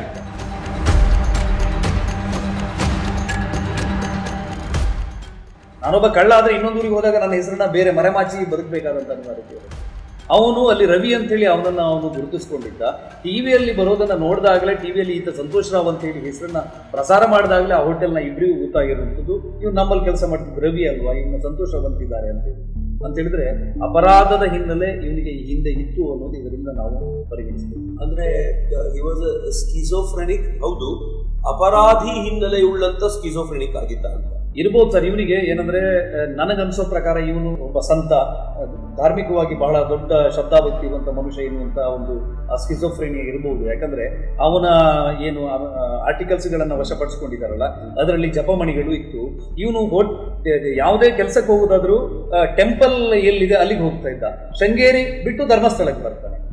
ಧರ್ಮಸ್ಥಳ ಅವನ ಹತ್ರ 3871 ರೂಪಾಯಿ ಅಲ್ಲಿ ಅವ್ರು ಸೀಸ್ ಮಾಡಿದಾಗ ಸಿಕ್ಕಿತ್ತು. ಆ ದುಡ್ಡು ಖಾಲಿ ಆಗೋ ತನಕ ಅಲ್ಲಿ ಓಡಾಡ್ಕೊಂಡು ಊಟ ಮಾಡ್ಕೊಂಡಿದ್ದ. ಬಹುಶಃ ಖಾಲಿ ಆದ ನಂತರ ಇನ್ನೆಲ್ಲ ಕೆಲಸಕ್ಕೆ ಸೇರ್ತಾ ಇದ್ನು, ನನ್ಗೆ ಗೊತ್ತಿಲ್ಲ ಅಂತ ಹೇಳಿದ್ರೆ ಇವನು ಎಲ್ಲಾ ರೀತಿಯಲ್ಲಿ ಇವನ ಹಿನ್ನೆಲೆಯನ್ನ ನೋಡಿದಾಗಲೂ ಕೂಡ ಇವನು ಅಪರಾಧಿ ಎನ್ನುವುದು 2-3 ತನಿಖಾಧಿಕಾರಿಗಳಿಗೆ ಸಾಬೀತಾಗ್ತಾ ಹೋಗಿತ್ತು. ಅದಕ್ಕೆಲ್ಲ ಎವಿಡೆನ್ಸ್ಗಳಿದೆ. ಯಾರು ಪ್ರಭಾವವನ್ನು ಬೀರಿ ನಿಮಗೆ ಪೊಲೀಸ್ ಇಲಾಖೆ ಮೇಲೆ ನಂಬಿಕೆ ಇಲ್ಲ ಅಂತ ಹೇಳಿದ್ರೆ ಅದಕ್ಕೆ ಹೋರಾಟ ಮಾಡಿದ್ರು, COD ಬೇಕು ಅಂತ ಹೇಳಿದ್ರು, COD ಚಾರ್ಜ್ ಶೀಟ್ ಕೊಡುತ್ತೆ, ಅದ್ರ ಮೇಲೆ ನಂಬಿಕೆ ಇಲ್ಲ ಅಂತ ಹೇಳ್ತಾರೆ, CBI ಬರ್ತಾರೆ, CBI ಸೇಮ್ ಇವನೇ ಅಪರಾಧಿ ಅಂತೇಳಿ ಹೇಳುತ್ತೆ, ಅದ್ರ ಮೇಲೆ ನಂಬಿಕೆ ಇಲ್ಲ ಅಂತ ಹೇಳ್ತಾರೆ, ಪುನಃ SIT ಮಾಡಬೇಕು ಅಂತ ಹೇಳ್ತಾರೆ. SIT ಮಾಡಿ SIT ಇದೇ ತೀರ್ಪನ್ನು ಕೊಟ್ಟರು ಕೂಡ ಅಮೆರಿಕದ ಯಾವುದೋ ಸಂಸ್ಥೆ ಬರಬೇಕು ಅಂತ ಇವ್ರು ಹೇಳ್ಬೋದು. ಅಂತ ಹೇಳಿದ್ರೆ ಇವರಿಗೆ ಕುತ್ತು ಸೌಜನ್ಯಳೇ ಬಂದು ಹೇಳಿದ್ರು ಕೂಡ ಇವರು ಸಂತೋಷ್ ರಾವೇ ನನ್ನ ಅತ್ಯಾಚಾರ ಮಾಡಿದ್ರು ಅಂತೇಳಿ ಆ ಮಗುವೇ ಹೇಳಿದ್ರು ಕೂಡ ಇವರು ಒಪ್ಪೋದಿಲ್ಲ. ಇವರಿಗೆ ಇದು ಬಗೆಹರಿಯದೇ ಇರಬೇಕಾದಂತ ಒಂದು ಇಶ್ಯೂ ಆಗಿದೆ. ನಿರಂತರವಾಗಿ ಧರ್ಮಸ್ಥಳದಲ್ಲಿ ಟಾರ್ಗೆಟ್ ಮಾಡಬೇಕು, ದಾಳಿ ಮಾಡಬೇಕು ಅನ್ನೋದು ಇವರ ಉದ್ದೇಶವೇ ಹೊರತು ಎಲ್ಲ ಎವಿಡೆನ್ಸ್ಗಳಿವೆ. ಸಂತೋಷ್ ರಾವ್ ಅಪರಾಧಿ ಅಂತ ಹೇಳಿ ಅವನನ್ನು ಗುರುತಿಸಲಿಕ್ಕೆ ಬೇಕಾದಂತ ಎಲ್ಲ ದಾಖಲೆಗಳು ಇವೆ. ಇವರು ಆರಂಭಿಕ ಹಂತದಲ್ಲೇ ಆ ಏನು ಪ್ರಾಸಿಕ್ಯೂಷನ್ನ ಅಲ್ಲಿನ ಏನು ಪರ ವಿರೋಧ ಎರಡೂ ವಕೀಲರನ್ನ ಒಂದು ಸಿಂಡಿಕೇಟ್ ಮಾಡುವುದರಲ್ಲಿ ಕೂಡ ಸಫಲರಾಗಿದ್ದಾರೆ. ನಾವು ಸತ್ಯಶೋಧನ ವರದಿ ಮಾಡುವಾಗ ಆ ಅಂಶವನ್ನ ನಾವು ವಿಡಿಯೋ ರೆಕಾರ್ಡ್ ಮಾಡಿದ್ದೀವಿ. ಆ ಏನು ಆ ಹೋರಾಟಗಾರರ ಟೀಮ್ನಲ್ಲಿದ್ದವರೇ ಒಬ್ರು 1 ಕೋಟಿ ನಾವು ಖರ್ಚು ಮಾಡಿದ್ದೀವಿ ಅಂತ ಹೇಳಿದ್ದಾರೆ. ಯಾಕೆ 1 ಕೋಟಿ ಖರ್ಚು ಮಾಡಬೇಕು? ನಮಗೆ 1 ಕೋಟಿ ಮೇಲೆ ಖರ್ಚಾಗಿದೆ. CBI ಅಲ್ಲಿ ಆಫೀಸರ್ಸ್ ಅದೆಲ್ಲ ಎಲ್ಲೆಲ್ಲಿ ಹೋಗ್ಬೇಕು, ಲಾಯರ್ಗೆ ಒಂದು ಲಾಯರ್ ಹೋಗಿ 1.5 ಲಕ್ಷ ಬೇಕು. CBI ಕಡೆಯಿಂದ ಲಾಯರ್ನು ಮಾತಾಡಿಸ್ಬೇಕು, ಅವರಿಗೂ ಏನಾದ್ರು ಕೊಡ್ಬೇಕಲ್ವಾ? ಅಲ್ವಾ? ಅದೆಲ್ಲ ಇರ್ತದೆ, ಅದನ್ನ ನಾವು ಈಗ ಮಾಡ್ಲಿಕ್ಕೆ ಹೇಳಿಕ್ಕೆ ಆಗ್ತದೆ. ಹೌದು. ಅದೆಲ್ಲ ತೀರ್ಪೆಲ್ಲ ಇಷ್ಟು ಸ್ಟ್ರಾಂಗ್ ಆಗಿ ಬರಬೇಕಿದ್ರೆ ಏನಾದ್ರು ಮಾತಾಡಿರ್ತೀರಿ. ಲಾಸ್ಟಿಗೆ CBI ಡಿಪಾರ್ಟ್ಮೆಂಟ್ ಎಲ್ಲ ನಿಮ್ಗೆ ಒಳ್ಳೆ ನಿಮ್ ಫಾರ್ ಇದ್ರ ಲಾಸ್ಟಿಗೆ? ನಮ್ಗೆ ಅವರ ವಕೀಲರು ನಿಮ್ಮ ಫಾರ್ ಮಾಡಿದ್ರ? ವಕೀಲರು ಮಾತ್ರ ಅಷ್ಟೇ ಮಾಡಿದ್ರಲ್ಲ. CBI ಒಳ್ಳೆಯವರ ಅವರು ವಕೀಲರು? ಊರ್ನವ್ರೆ. ಹೌದಾ? ಹೌದು. CBI ಊರ್ನವರೇ. ಇವರು ಸಂತೋಷ್ ರಾವ್ ಊರ್ನವ್ರು. ಅಲ್ಲಲ್ಲ, ಈ CBI ಕಡೆಯಿಂದ ಒಬ್ಬ ವಕೀಲರು ಇರ್ತಾರಲ್ಲ, ಅದೇ PP ಅವರು ಸಪೋರ್ಟ್ ಮಾಡಿದ್ರಲ್ಲ? ಸಪೋರ್ಟ್ ಮಾಡಿದಾರ. ಅವ್ರು ಮಾಡಿದಕ್ಕೋಸ್ಕರ ಒಂದು ಹೆಲ್ಪ್, ಈ ತರ ಒಂದು ರಿಪೋರ್ಟ್ ಬಂದು, ತೀರ್ಪು ಬಂತು. ಹೌದು. ಸಂತೋಷ್ ರಾವ್ನ ಕುರಿತಂತೆ ಮಾತಾಡುವಾಗ ಒಬ್ಬ ಲೈಂಗಿಕವಾಗಿ ತುಂಬಾ ತುಡಿತ ಉಳ್ಳಂತ ವ್ಯಕ್ತಿ, ಅದನ್ನ ಆಧ್ಯಾತ್ಮಿಕ ಅಂತ ಕೂಡ ಬಿಂಬಿಸ್ತಾರೆ. ಹೇಗಾದ್ರೂ ಸರಿ, ನೀವೊಂದನ್ನು ಹೇಳ್ತೀರಾ, ಅವರೊಂದು ಹೇಳ್ತೀರಾ. ಆದರೆ ಪ್ರಾಮಾಣಿಕವಾಗಿ ನಿಂತು ಯೋಚನೆ ಮಾಡೋದಾದ್ರೆ, ಒಬ್ಬ ಸಾಮಾನ್ಯವಾಗಿರುವಂಥ ಈ ಥರ ವ್ಯಕ್ತಿ ಒಂದು ಹೆಣ್ಣು ಮಗಳನ್ನ ಈ ತೊರೆಯನ್ನ ದಾಟಿಸಿ ಆ ಕಡೆ ಕರ್ಕೊಂಡು ಹೋಗಿ ಅವನು ಒಂದು ರೇಪ್ ಮಾಡುವಂತ ಈ ಪ್ರಕ್ರಿಯೆಯನ್ನು ಯೋಚನೆ ಮಾಡ್ಲಿಕ್ಕಾದ್ರೂ ಸಾಧ್ಯವಾ? ಸರ್, ಇವನನ್ನ ಬಾಡಿ ಎಕ್ಸಾಮಿನ್ ಮಾಡುವಾಗ ಡಾಕ್ಟರ್ ಮಾಬಲೇಶ್ ಶೆಟ್ಟಿ ಅವರು ಇವನ ಏನು ಫಿಸಿಕಲ್ ಸ್ಟ್ರೆಂತ್ ಬಗ್ಗೆ ಹೇಳ್ತಾರೆ. ಅವನು ಒಂದು ಕೈಯಲ್ಲಿ 110 ಡಿಪ್ಸನ್ನು ಕಂಟಿನ್ಯೂ ಹೊಡಿತಾ ಇದ್ದ. ವೆರಿ ನೆಕ್ಸ್ಟ್ ಇನ್ನೊಂದು ಕೈಯಲ್ಲಿ 110 ಡಿಪ್ಸನ್ನು ಹೊಡಿತಾ ಇದ್ದ. ಒಳ್ಳೆ ವಿ ಶೇಪ್ ಬಾಡಿ ಅವನು. ಆ ಫೋಟೋನ ನಿಮ್ಗೆ ಕೊಡ್ತೀನಿ, ನೀವು ನೋಡಿ ಆ ಫೋಟೋ ಹೆಂಗಿದೆ. ಅವನೊಬ್ಬ ಕರಾಟೆ ಬ್ಲ್ಯಾಕ್ ಬೆಲ್ಟ್ 3 ಡ್ಯಾನ್ ಆಗಿರುವಂಥ ಒಬ್ಬ ಫಿಸಿಕಲಿ ವೆರಿ ಸ್ಟ್ರಾಂಗ್ ಇರುವಂಥ ವ್ಯಕ್ತಿ. 17 ವರ್ಷದ ಹುಡುಗಿನ ಒಂದು ಎಳ್ಕೊಂಡು ಹೋಗುವಷ್ಟು ಸಾಮರ್ಥ್ಯ ಇಲ್ಲದೆ ಇರುವ ನೀನಲ್ಲ. ಹಿ ವಾಸ್ ಸ್ಟ್ರಾಂಗ್ ಎನಫ್ ಅಂತ ನೀವು 100%. ಅವನು ನೋಡಿ, ಒಬ್ಬ ಒಂದು ಕೈಯಲ್ಲಿ 110 ಡಿಪ್ಸ್ ಹೊಡಿತಾನೆ ಅಂತ ಹೇಳಿದ್ರೆ ಅವನು ಎಷ್ಟು ಸ್ಟ್ರಾಂಗ್ ಇರಬಹುದು ಅನ್ನೋದು ನೀವು ಲೆಕ್ಕಾಚಾರ ಹಾಕ್ಬೇಕು. ಬಟ್ ಅವನು ಲೈಂಗಿಕವಾಗಿ ತನ್ನನ್ನು ತಾನು ತೃಪ್ತಿಪಡಿಸಿಕೊಳ್ಳಲಾಗದ ವ್ಯಕ್ತಿ ಆಗಿದ್ದ. ಅವನಿಗೆ ಫಿಮೋಸಿಸ್ ಇತ್ತು. ಅದನ್ನ ಬಾಡಿ ಎಕ್ಸಾಮಿನ್ ಮಾಡಿದ ಡಾಕ್ಟರ್ ಮಹಾಬಲೇಶ್ ಶೆಟ್ಟಿ ಅವರೇ ಹೇಳುವಂಥದ್ದು, ಅವನಿಗೆ ಫಿಮೋಸಿಸ್ ಇತ್ತು. ನೀವು ಈ ಫಿಮೋಸಿಸ್ ಇರುವಂಥ ಪೇಷಂಟ್ಗಳ ಲಕ್ಷಣಗಳನ್ನು ನೀವು ಸ್ಟಡಿ ರಿಪೋರ್ಟ್ಗಳನ್ನ ನೋಡಿದರೆ ಅವರಿಗೆ ಲೈಂಗಿಕವಾದಂಥ ಒಂದು ಖಿನ್ನತೆ ಇರ್ತದೆ. ಆ ಕಾರಣಕ್ಕೆ ಅವರಿಗೆ ಒಂದು ಸಿಟ್ಟು ಬರ್ತದೆ, ವ್ಯಗ್ರತೆ ಬರ್ತದೆ. ಈ ಸಂದರ್ಭದಲ್ಲಿ ಆ ಹುಡುಗಿಯ ಜೊತೆ ಆತ ಇಂಟರ್ಕೋರ್ಸ್ ಮಾಡುವ ಪ್ರಯತ್ನ ಮಾಡಿದಾಗ ಅವನಿಗೆ ವಿಪರೀತವಾದ, ಅದು ಆಗದೇ ಇದ್ದ ಸಂದರ್ಭದಲ್ಲಿ ವ್ಯಗ್ರಗೊಂಡು ಆ ತರಹದ ವಿಕೃತಿಯನ್ನು ಮಾಡಿದ್ದಾನೆ ಅಂತ ಅಧಿಕಾರಿಗಳು ಸಸ್ಪೆಕ್ಟ್ ಮಾಡುವಂಥದ್ದು, ಮಣ್ಣನ್ನು ಹಾಕಿರುವಂಥದ್ದು, ಬೇರೆ ಬೇರೆ ಆ ಸಾಕ್ಷಿಗೆ ಅವನು ಆ ಥರದ ವರ್ತನೆಯೇ ಕಾರಣ ಆಗಿರ್ಬೋದು ಅಂತೇಳಿ ಅವರು ಉಲ್ಲೇಖ ಮಾಡ್ತಾರೆ. ಫೈನ್. ಸಾಕ್ಷಿಗಳು ಅನೇಕ, ಅಂದರೆ ಹುಡುಕ್ತಾ ಹೋದರೆ ಸಿಕ್ಕಾಪಟ್ಟೆ ಸಾಕ್ಷಿಗಳು ಸಿಗ್ತವೆ ಸರಿಯಾಗಿರುವಂಥ ಇನ್ವೆಸ್ಟಿಗೇಷನ್ ನಡೆದರೆ. ಅದೇ ಸಂದರ್ಭದಲ್ಲಿ ಸಾಕ್ಷಿಗಳನ್ನು ಮುಚ್ಚಾಕಬೇಕು ಅನ್ನುವಂಥ ಪ್ರಯತ್ನವೂ ನಡೆಯುತ್ತೆ. ಒಂದು ಮಾತಿದೆ, ತುಂಬ ಗಂಭೀರವಾಗಿ ಹೇಳ್ತಾರೆ. 2 ವರ್ಷನ್ ಇದೆ ಒಂದರತೆ. ನಾನು ಎರಡನ್ನೂ ಕೂಡ ವೀಕ್ಷಕರ ಜೊತೆ ಹಂಚಿಕೊಳ್ತೀನಿ. ಮೊದಲನೇದು ಈ ವರ್ಷನ್. ಈ ಧೀರಜ್ಗೆಲ್ಲ ಅವನ ಮನೆ ಕೆಲಸದವಳು ವಾರಿಜಾಶ್ರೀ ಅಂತ ಸೌಜನ್ಯ ಹತ್ಯೆ ನಡೆದ ತಕ್ಷಣವೇ ಆ ಮರುದಿನ ಬಟ್ಟೆ ಒಗಿಬೇಕಾದ್ರೆ, ಧೀರಜ್ ಕೆಲಾನ್ ಬಟ್ಟೆ ಒಗಿಬೇಕಾದ್ರೆ ಬ್ಲಡ್ ನೋಡ್ತಾಳೆ, ಬಟ್ಟೆ ತುಂಬ ರಕ್ತ ಆಗಿರ್ತದೆ, ಹೌಹಾರ್ತಾಳೆ ಅವಳು. ನೆಕ್ಸ್ಟ್ ಡೇ ಇಂಥ ನೋಡೋಕೆ ಮಾಡ್ತಾಳೆ, ಸೌಜನ್ಯ ಕೊಲೆ ಆಯ್ತು ಅಂದ್ಕೊಂಡು ಹೆದರ್ಕೊಂಡು ಬಿಡ್ತಾಳೆ ಅವಳು, ಹೆದರ್ಕೋತಾಳೆ ಅವಳು. ಡೌಟ್ ಬರ್ತದೆ, ಯಾರ ಬಾಯಿ ನಾವು ಮುಚ್ಚಿಸ್ಬೋದು, ಮನೆ ಕೆಲಸದವ್ರ ಬಾಯಿ ಮುಚ್ಚೋಕ್ಕಾಗುತ್ತಾ? ಅಲ್ಲೇ ಇಲ್ಲೇ ಹೋದಾಗ ಹೇಳ್ಕೊಂತ ಇರ್ತಾರೆ. ಅವನಿಗೆ ಅವಳಿಗೆ ಹೆದರಿಕೆ ಹಾಕ್ತಾರೆ, ಅದು ಕೂಡ ಸುಮ್ಮನೆ ಇರಲ್ಲ. ಆವಾಗ ಇವರು 10ನೇ ತಾರೀಕು ಬಟ್ ರಕ್ತದ ಕಲೆ ಇರುವಂಥ ಶರ್ಟನ್ನೇ ಯಾಕೆ ಅವಳಿಗೆ ಕೊಡ್ತಾನೆ? ಒಗೆಯವಳು, ಮನೆ ಒಗೆಯವಳು ಅವಳು, ಅದನ್ನು ನಾಶ ಮಾಡ್ಬೋದಾಗಿತ್ತು. ನೋಡಿ, ಎಲ್ಲರೂ ಜಾಸ್ತಿ ಬುದ್ಧಿವಂತಿಕೆ ಆದವ್ರು ಎಲ್ಲಾದರೂ ಒಂದು ಕಡೆ ಸಿಕ್ಕಾಕೋತಾರೆ. ಎಲ್ಲ ಕಡೆ ಬುದ್ಧಿವಂತಿಕೆ ಟೈಮ್ ಕೆಡ್ತದ ಅನ್ನೋದು ಅದಕ್ಕೆ. ಈ ವರ್ಷದಲ್ಲಿ ನೀವು ಕೇಳಿದಂತೆ ವಾರಿಜಾ ಅನ್ನುವಂತ ಈ ಧೀರಜ್ನ ಮನೆಯಲ್ಲಿ ಕೆಲಸಕ್ಕಿದ್ದಂತ ಹೆಣ್ಣು ಮಗಳು ಬಟ್ಟೆ ಒಗಿಬೇಕಾದ್ರೆ ಈ ಧೀರಜ್ನ ಮೈ ಮೇಲೆ ರಕ್ತದ ಕಲೆಗಳನ್ನ, ಬಟ್ಟೆಯ ಮೇಲೆ ರಕ್ತದ ಕಲೆಗಳನ್ನ ನೋಡಿದ್ಲು. ಅದಾದ ನಂತರ ಮರುದಿನ ಈ ತರದೆಲ್ಲ ಸುದ್ದಿ ಕೇಳಿದಾಗ ಇವನೇ ಆ ಕೊಲೆಯನ್ನು ಮಾಡಿದ್ದಾನಲ್ಲ ಅನ್ನೋದು ಮೊದಲನೇ ಪ್ರಶ್ನೆ. ಸೊ ಒಂದು ಕೆಲಸದ ಹೆಣ್ಣು ಮಗಳು, ಅವಳು ಸಹಜವಾಗಿ ಅವಳ ಬಾಯಲ್ಲಿ ಇವೆಲ್ಲ ಉಳ್ಕೊಂಡಿಲ್ಲ, ಅವಳು ಎಲ್ಲ ಕಡೆ ಹಬ್ಬಿಸ್ಕೊಂಡು ಬಂದ್ಲು. ಆಗ ಗೊತ್ತಾಯ್ತು ಇವರೇ ಮಾಡಿದ್ದು ಅಂತ ಮೊದಲನೇದು. ಎರಡನೇದೊಂದನ್ನ ನಾನು ಪ್ಲೇ ಮಾಡ್ತೀನಿ. ಅಲ್ಲಿ ಕರ್ಕೊಂಡು ಹೋದಾಗ ಒಬ್ಬಳ ಯಾರನ್ನೂ ಎತ್ಕೊಂಡು ಬರ್ತಾ ಇದ್ದಾರಲ್ಲ ದಣಿ ಅಂಥೇಳಿ ವಾರಿಜಾಚಾರ್ತಿ ಅನ್ನೋಳು ನೋಡ್ತಾಳೆ, ಅವರು ಮನೆ ಕೆಲಸದವಳು. ಇವರು ಮತ್ತು ಅಲ್ಲೇ ಇದು ಮಾಡ್ತಾರೆ, ಪೇನ್ ಆದಾಗ ಮತ್ತೆ ಅವಳಿಗೆ ಎಚ್ಚರ ಆಗುತ್ತೆ. ಅಲ್ಲಿನೂ ಕೂಡ ಅದೇ ರೀತಿ ಅವಳಿಗೆ ಮಾಡ್ತಾರೆ, ಎಚ್ಚರ ತಪ್ಪಿಸಿ ಮತ್ತೆ ಒಂದು ಸೆಕೆಂಡ್ ಇದು ಮಾಡ್ತಾರೆ. ಅಲ್ಲಿ ಸ್ವಲ್ಪ ಹೊಡೆದಾಟ ಎಲ್ಲ ಇದನ್ನಾಗುತ್ತೆ, ಬ್ಲಡ್ ಸ್ಟೇನ್ ಬರ್ತದಲ್ಲಿ. ಇವಳು ನೋಡ್ತಾಳೆ ಅದನ್ನ, ಹಿಂಗೇನೋ ಆಗ್ತಾ ಇದೆ ಅಂಥೇಳಿ. ಆ ವಾರಿಜಾಚಿ ಇರಬೇಕಲ್ಲ, ಅಥವಾ ಊರು ಬಿಟ್ಟು ಹೋಗಿರಬೇಕು. ಎಲ್ಲಿದ್ದಾಳೆ ಅವಳು? ಅದೇ ಪೀಲಿಯಾದ ಅದೇ ಬಾವಿಯಲ್ಲಿ ಸ್ವಲ್ಪ ಇದನ್ನಾದ್ಮೇಲೆ ಅವಳು ಸತ್ತು ಹೋಗ್ತಾಳೆ. ಈ ವಿಡಿಯೋದ ಪ್ರಕಾರ ಆಕೆ ಈ ಹೆಣ್ಣು ಮಗಳನ್ನ ಹೊತ್ಕೊಂಡು ಹೋಗ್ಬೇಕಾದ್ರೆ ನೋಡಿದ್ಲು, ಅಲ್ಲಿ ಫಾರ್ಮ್ ಹೌಸ್ ಅಲ್ಲಿ ಇದ್ಲು. ಸೊ ಈ ಎರಡರಲ್ಲಿ ಯಾವುದು ಸರಿ, ಯಾವುದು ತಪ್ಪು? ಸರ್, ಇದು ಸುಳ್ಳು ಕಥೆಯನ್ನ ಕಟ್ಟುವಂತ ಹೋರಾಟಗಾರರು ಹೇಳಿದ ಸುಳ್ಳನ್ನ ಮರೆತು ಬಿಟ್ಟಿದ್ದಾರೆ. ನಿಮಗೆ ಸತ್ಯವನ್ನ ನೆನ್ಪಿಟ್ಕೊಳ್ಬೇಕಾದ ಅಗತ್ಯ ಇಲ್ಲ, ಅದು ಸತ್ಯ. ಸುಳ್ಳನ್ನ ಮಾತ್ರ ನಾನು ಏನು ಸುಳ್ಳು ಹೇಳಿದ್ದೀನಿ ಅನ್ನೋದು ನೆನ್ಪಿಟ್ಕೋಬೇಕಾಗತ್ತೆ. ಇವ್ರು ಮರೆತು ಬಿಟ್ಟು ಇನ್ನೊಂದು ಸುಳ್ಳನ್ನು ಅದಕ್ಕೆ ಜೋಡಿಸಿದ್ದಾರೆ. ನಿಮಗೆ ನೋಡಿ ಹೇಳ್ತೀನಿ, ಸೌಜನ್ಯ ರೇಪ್ ಅಂಡ್ ಮರ್ಡರ್ ಆಗಿರುವಂಥದ್ದು 2012ನೇ ಇಸ್ವಿಯಲ್ಲಿ ಅಕ್ಟೋಬರ್ 9ನೇ ತಾರೀಕು. ವಾರಿಜಾ ಆಚಾರ್ತಿಯವರು ಸಾಯುವುದು 1 ವರ್ಷದ ನಂತರ. ಈ ಬ್ಲಡ್ಡೆಡ್ ಶರ್ಟ್ ಅನ್ನ ವಾರಿಜಾ ಆಚಾರ್ತಿಯವರು ವಾಶ್ ಮಾಡಿದ್ದಾರೆ ಅಂತ ಆದರೆ ಆ 1 ವರ್ಷಗಳ ಕಾಲ ಧೀರಜ್ ಜೈನ್ ಹೆಸರು ಬರೋದು 1 ವರ್ಷದ ನಂತರವೇ. ಅವನು 1 ವರ್ಷಗಳ ಕಾಲ ಆ ಶರ್ಟ್ ಅನ್ನು ಫ್ರಿಜ್ ಅಲ್ಲಿ ಇಟ್ಕೊಂಡಿರ್ಬೇಕು. ಈಗ ವಾರಿಜಾ ಆಚಾರ್ತಿ ಅವರ ಕುಟುಂಬದವರನ್ನೇ ನಾನು ಮಾತಾಡ್ತೀನಿ, ನಿಮಗೆ ಲೈವ್ ಆಗಿ ತಗೊಳ್ತೀನಿ. ಧರ್ಮಸ್ಥಳದಿಂದ 15-20 ಕಿಲೋಮೀಟರ್ ದೂರ ಇರುವಂತ ಜಾಗ ಅದು. ಒಂದನೇದಾಗಿ, ಒಂದು ವೇಳೆ ಧೀರಜ್ ಜೈನ್ ಶರ್ಟ್ ಅಲ್ಲಿ ರಕ್ತದ ಕಲೆ ಇತ್ತು ಅಂತ ಇಟ್ಕೊಳ್ಳಿ, ಅಪರಾಧಿ ಒಬ್ಬ ರಕ್ತದ ಕಲೆ ಇರುವ ಶರ್ಟ್ ಅನ್ನು ತಗೊಂಡೋಗಿ ವಾಶಿ ಕೊಡಲ್ಲ, ಅದು ಬಿಟ್ಬಿಡಿ. ಇದಕ್ಕೋದ್ಬಿ ಯಾವ ರೀತಿಯಲ್ಲೂ ತಾಳೆ ಹಾಕ್ಲಿಕ್ಕಾಗಲ್ಲ. ವಾರಿಜಾ ಆಚಾರ್ತಿಯವರು ಅವ್ರ ಮನೆಯಲ್ಲಿ ಬಟ್ಟೆ ಒಗೆಯುವ ಕೆಲಸವನ್ನೇ ಮಾಡ್ತಾ ಇರಲಿಲ್ಲ. ಅವರು ಸಾಯುವಂಥದ್ದು ಅವರ ಮನೆಯ ಅಂಗಳದಲ್ಲಿ ಇರುವಂತ ಬಾವಿ, ಅದು ಅಕಸ್ಮಾತ್ ಆಗಿ ಬಿದ್ದು ಸತ್ತಿರುವಂಥದ್ದು. ಅವರ ಕುಟುಂಬದವರೇ ಅದನ್ನ ಹೇಳ್ತಾರೆ. ಅವ್ರಿಗೆ ನಾನು ಫೋನ್ ಮಾಡ್ಬೋದಾದ್ರೆ ಮಾಡ್ತೀನಿ. ಬಟ್ ಡೆಫಿನೆಟ್ಲಿ ಖಂಡಿತವಾಗಿ I would love to know ಯಾರು ಏನು ಹೇಳ್ತಾರೆ ಅಂತ ಖಂಡಿತ ಗೊತ್ತಾಗಬೇಕು. ಸೊ ಮೀನ್ ವೈಲ್ ಈ ಫಾರ್ಮ್ ಹೌಸಿನ ಕತೆ ಏನಾಗಿದೆ? ಫಾರ್ಮ್ ಹೌಸಿಗೆ ವಾರಿಜಾ ಆಚಾರ್ತಿಯವರು ಬರಲಿಕ್ಕೆ ಸಾಧ್ಯವೇ ಇಲ್ಲ ಸರ್. ಫಾರ್ಮ್ ಹೌಸ್ ಇರೋದು ಒಂದು 20 ಕಿಲೋಮೀಟರ್ ಈಚೆಗೆ. ಅವ್ರು ಹೇಳ್ತಿರೋ ಫಾರ್ಮ್ ಹೌಸ್ ಅಲ್ಲಿ ಏನಕ್ಕೆ ಮಾಡ್ತಿದ್ರು, ಅವ್ರ ಮಗನ ಹತ್ರ, ಅವ್ರ ಕುಟುಂಬದವ್ರ ಹತ್ರ ಇವ್ರು ಹೋಗಿ ಎನ್ಕ್ವೈರಿ ಮಾಡಿ ಕೇಳಲಿ. ವಾರಿಜಾ ಆಚಾರ್ತಿ ಅವರು ಯಾರ್ದೋ ಮನೆಗೆ ಹೋಗಿ ಕೆಲಸ ಮಾಡುವಂತ ಮನೆತನದ ಹಿನ್ನೆಲೆ ಅವರಲ್ಲ. ಅವರು ಧೀರಜ್ ಜೈನ್ ಅವರ ಮನೆಯ ಜೊತೆಗೆ ಬಹಳ ಅವಿನಾಭಾವ ಸಂಬಂಧ ಇಟ್ಕೊಂಡರು. ಒಂದು ದಾದಿಯ ಹಾಗೇನ ಕೆಲಸಗಳನ್ನ ಆ ಕಾಲದಿಂದ ಕಾಲಕ್ಕೆ ಮಾಡ್ತಾ ಇದ್ರೆ ಹೊರತು ಅವ್ರ ಮನೆಯಲ್ಲಿ ಬಟ್ಟೆ ವಾಶ್ ಮಾಡುವಂತ ಕೆಲಸ ಅವ್ರು ಮಾಡ್ತಾ ಇಲ್ಲ. ನಾನು ಅವರ ಕುಟುಂಬದವ್ರಿಗೆ ಫೋನ್ ಮಾಡ್ತೇನೆ. ಹರೀಶ್ ಅವರೇ ನಮಸ್ತೆ. ವಸಂತ್ ಗಿಳಿಯರ್ ಮಾತಾಡ ಸರ್. ಈಗ ನಾನು ಒಂದು ಡಿಬೇಟ್ ಅಲ್ಲಿ ಕೂತ್ಕೊಂಡಿದ್ದೀನಿ. ವಾರಿಜಾ ಆಚಾರ್ತಿ ಅವರ ಪ್ರಕರಣ, ಇವರು ಒಂದು ಕಥೆ ಹೇಳಿದೆ, ನಾನು ನಿಮ್ಮಲ್ಲಿ ಎಲ್ಲ ಬಂದು ವೆರಿಫಿಕೇಶನ್ ಮಾಡಿದ್ದೆ ಒಮ್ಮೆ. ಅದೊಂದು ಏನ್ ಸರ್ ಅವ್ರದ್ದು ಮರ್ಡರ್ ಆಗಿದೆಯಾ?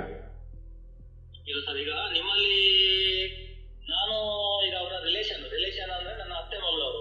Okay okay. ನನಗೆ ಯಾಕಂತೇಳಿ ನಾವೊಂದು ಕುಟುಂಬದವರು. ಓಕೆ. ಇದು ಅವ್ರದ್ದು ಮರ್ಡರ್ ಅಲ್ಲ ಅಂತ ಹೇಳಿ ನಾವು ಅಷ್ಟು ಕ್ಲಿಯರೆನ್ಸ್ ನಿಮ್ಗೆ ಮಾಡಿದ್ದೀವಿ ನಾವು. ಹೌದು ಹೌದು ಹೌದು. ಎಲ್ಲಿವರೆಗೆ ಅಂತ ಹೇಳಿದ್ರೆ ಇದು ಡೆತ್ ಸರ್ಟಿಫಿಕೇಟ್ ಅಲ್ಲಿ ಇವತ್ತಿಗೆ ಕೂಡ 14/10/2013 ಡೆತ್ ಆದವರು. ಇದು ಆತ್ಮಹತ್ಯೆಯನ್ನು ಡೆತ್ ಸರ್ಟಿಫಿಕೇಟ್ ಅಲ್ಲಿ ಕೂಡ ಇದೆ.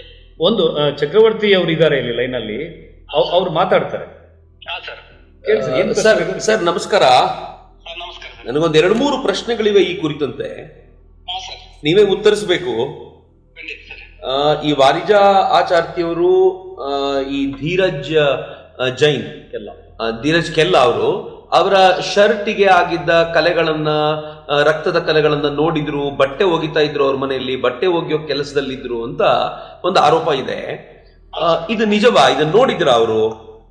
ನಾನು ಹಿಂದೆ ನನ್ನನ್ನು ಮಾತಾಡಿಸುವಾಗ ಒಂದು ಮಾತು ಹೇಳಿದ್ದೆ. ನಾನು ಸಾಮಾನ್ಯ 1.5 ವರ್ಷ 2 ವರ್ಷದಿಂದ ಅವರ ಮನೆಗೆ ಕೆಲಸಕ್ಕೆ ಹೋಗ್ತಾ ಇರ್ಲಿಲ್ಲ.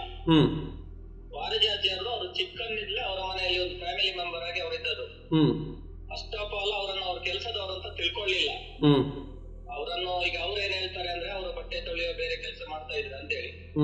ಮ್ಯಾಕ್ಸಿಮಮ್ ಅವ್ರು ಏನ್ ಕೆಲಸ ಮಾಡ್ತಾ ಇದ್ರು ಅಂತ ಹೇಳಿದ್ರೆ ಅವ್ರ ಮನೆಯಲ್ಲಿ ಕೆಲಸಕ್ಕೆ ಇವತ್ತಿಗೂ ಕೂಡ ಕೆಲಸಕ್ಕೆ ಜನ ಇದ್ದಾರೆ.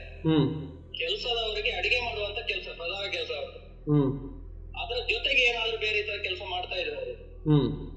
ಈ ಸೌಜನ್ಯನ ಕೇಸು ಮರ್ಡರ್ ಆದ ನಂತರ ಬಹುಶಃ ಅದಕ್ಕಿಂತ ಹಿಂದೆ 1.5 ವರ್ಷ 2 ವರ್ಷದ ಕೆಲಸಕ್ಕೆ ಹೋಗ್ಲಿಲ್ಲ.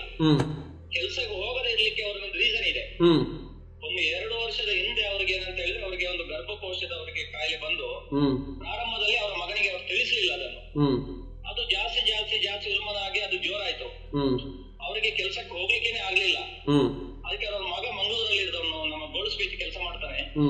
ಅವರು ಕೆಲಸಕ್ಕೆ ಹೋಗುದು ಬೇಡ ಅಂತ ಹೇಳಿ ಅವರ ಮನೆಯವರ ಹತ್ರ ಇವನೇ ಅಲ್ಲಿ ಎಲ್ಲಿ ನಮ್ಮ ರವಿರಾಜ್ ಕೆಲ್ಲರ ಮನೆ ಹತ್ರ ಅವರ ಗಮನಕ್ಕೆ ತಂದು ಅವರನ್ನು ಕೆಲಸಕ್ಕೆ ಸದ್ಯಕ್ಕೆ ಅವ್ರಿಗೆ ಬರ್ಲಿಕ್ಕೆ ಇವರು ಕೂಡ ಹೇಳಿದ್ರೆ ಎಲ್ಲ ವಾಸಿ ಆದ್ಮೇಲೆ ಕೆಲಸಕ್ಕೆ ಬರ್ಲಿ ಅಂತ ಹೇಳಿ. ಆಯ್ತು, ಅವ್ರಿಗೆ ಕೆಲಸ ಹೋಗ್ತಿಲ್ಲ. ಏನಾದ್ರೂ ಒಂದು ಅರ್ಜೆಂಟಿಗೆ ಮಾಮೂಲಿ ಹಿಂಗೆ ಹೋಗ್ತಾ, ಯಾಕಂದ್ರೆ ಚಿಕ್ಕಂದ್ರೆ ಅವರ ಮನೆಗೆ ಹತ್ರ ಒಂದು ಡಿಸ್ಟೆನ್ಸ್ 2 ಕಿಲೋಮೀಟರ್ ಇರುದು. ಹೋಗ್ತಾ ಇದ್ರು ಬಿಟ್ರೆ ಅಲ್ಲಿ ಕೆಲಸಕ್ಕೆ 100ಕ್ಕೆ 100 ಅವ್ರು ಆ ತಂಡದಲ್ಲಿ ಕೆಲಸಕ್ಕೆ ಹೋಗ್ತಿರ್ಲಿಲ್ಲ ಅವರು. ಹಾಗಿದ್ರೆ ಇದನ್ನ ನೀವು ಸುಳ್ಳು ಅಂತ ಹೇಳೋದು, ಇವರು ಮಾಡ್ತಾ ಇರುವಂತ ಆರೋಪ? ಇದು 100ಕ್ಕೆ 100 ಸುಳ್ಳು. ಯಾಕೆ ಸುಳ್ಳು ಅಂತ ಹೇಳಿ ಇನ್ನೊಂದ್ಸಲ ಹೇಳ್ತಾರೆ ನೋಡಿ, ಅವರು ವಾರಿಜಾ ಪೂಜಾತಿ ಅಂತ ಹೇಳ್ತಾರೆ. ವಾರಿಜಾ ಆಚಾರ್ತಿ ಅವರು. ನನಗೆ ಯಾಕಂತ ಹೇಳಿದ್ರೆ ನಮ್ಮಲ್ಲಿ ಯಾವ್ದು ಕೂಡ ಈಗ ನಾನು ಅವರ ಕುಟುಂಬದ ಸದಸ್ಯನಾದ್ರೂ ಕೂಡ ನಮ್ಮಲ್ಲಿ ಯಾವ್ದು ಕೇಳಿದ್ರು ಕೂಡ ಅವರ ಮನೆಯಲ್ಲಿ ಯಾವ ಕೆಲಸ ಕೂಡ ಇಲ್ಲ.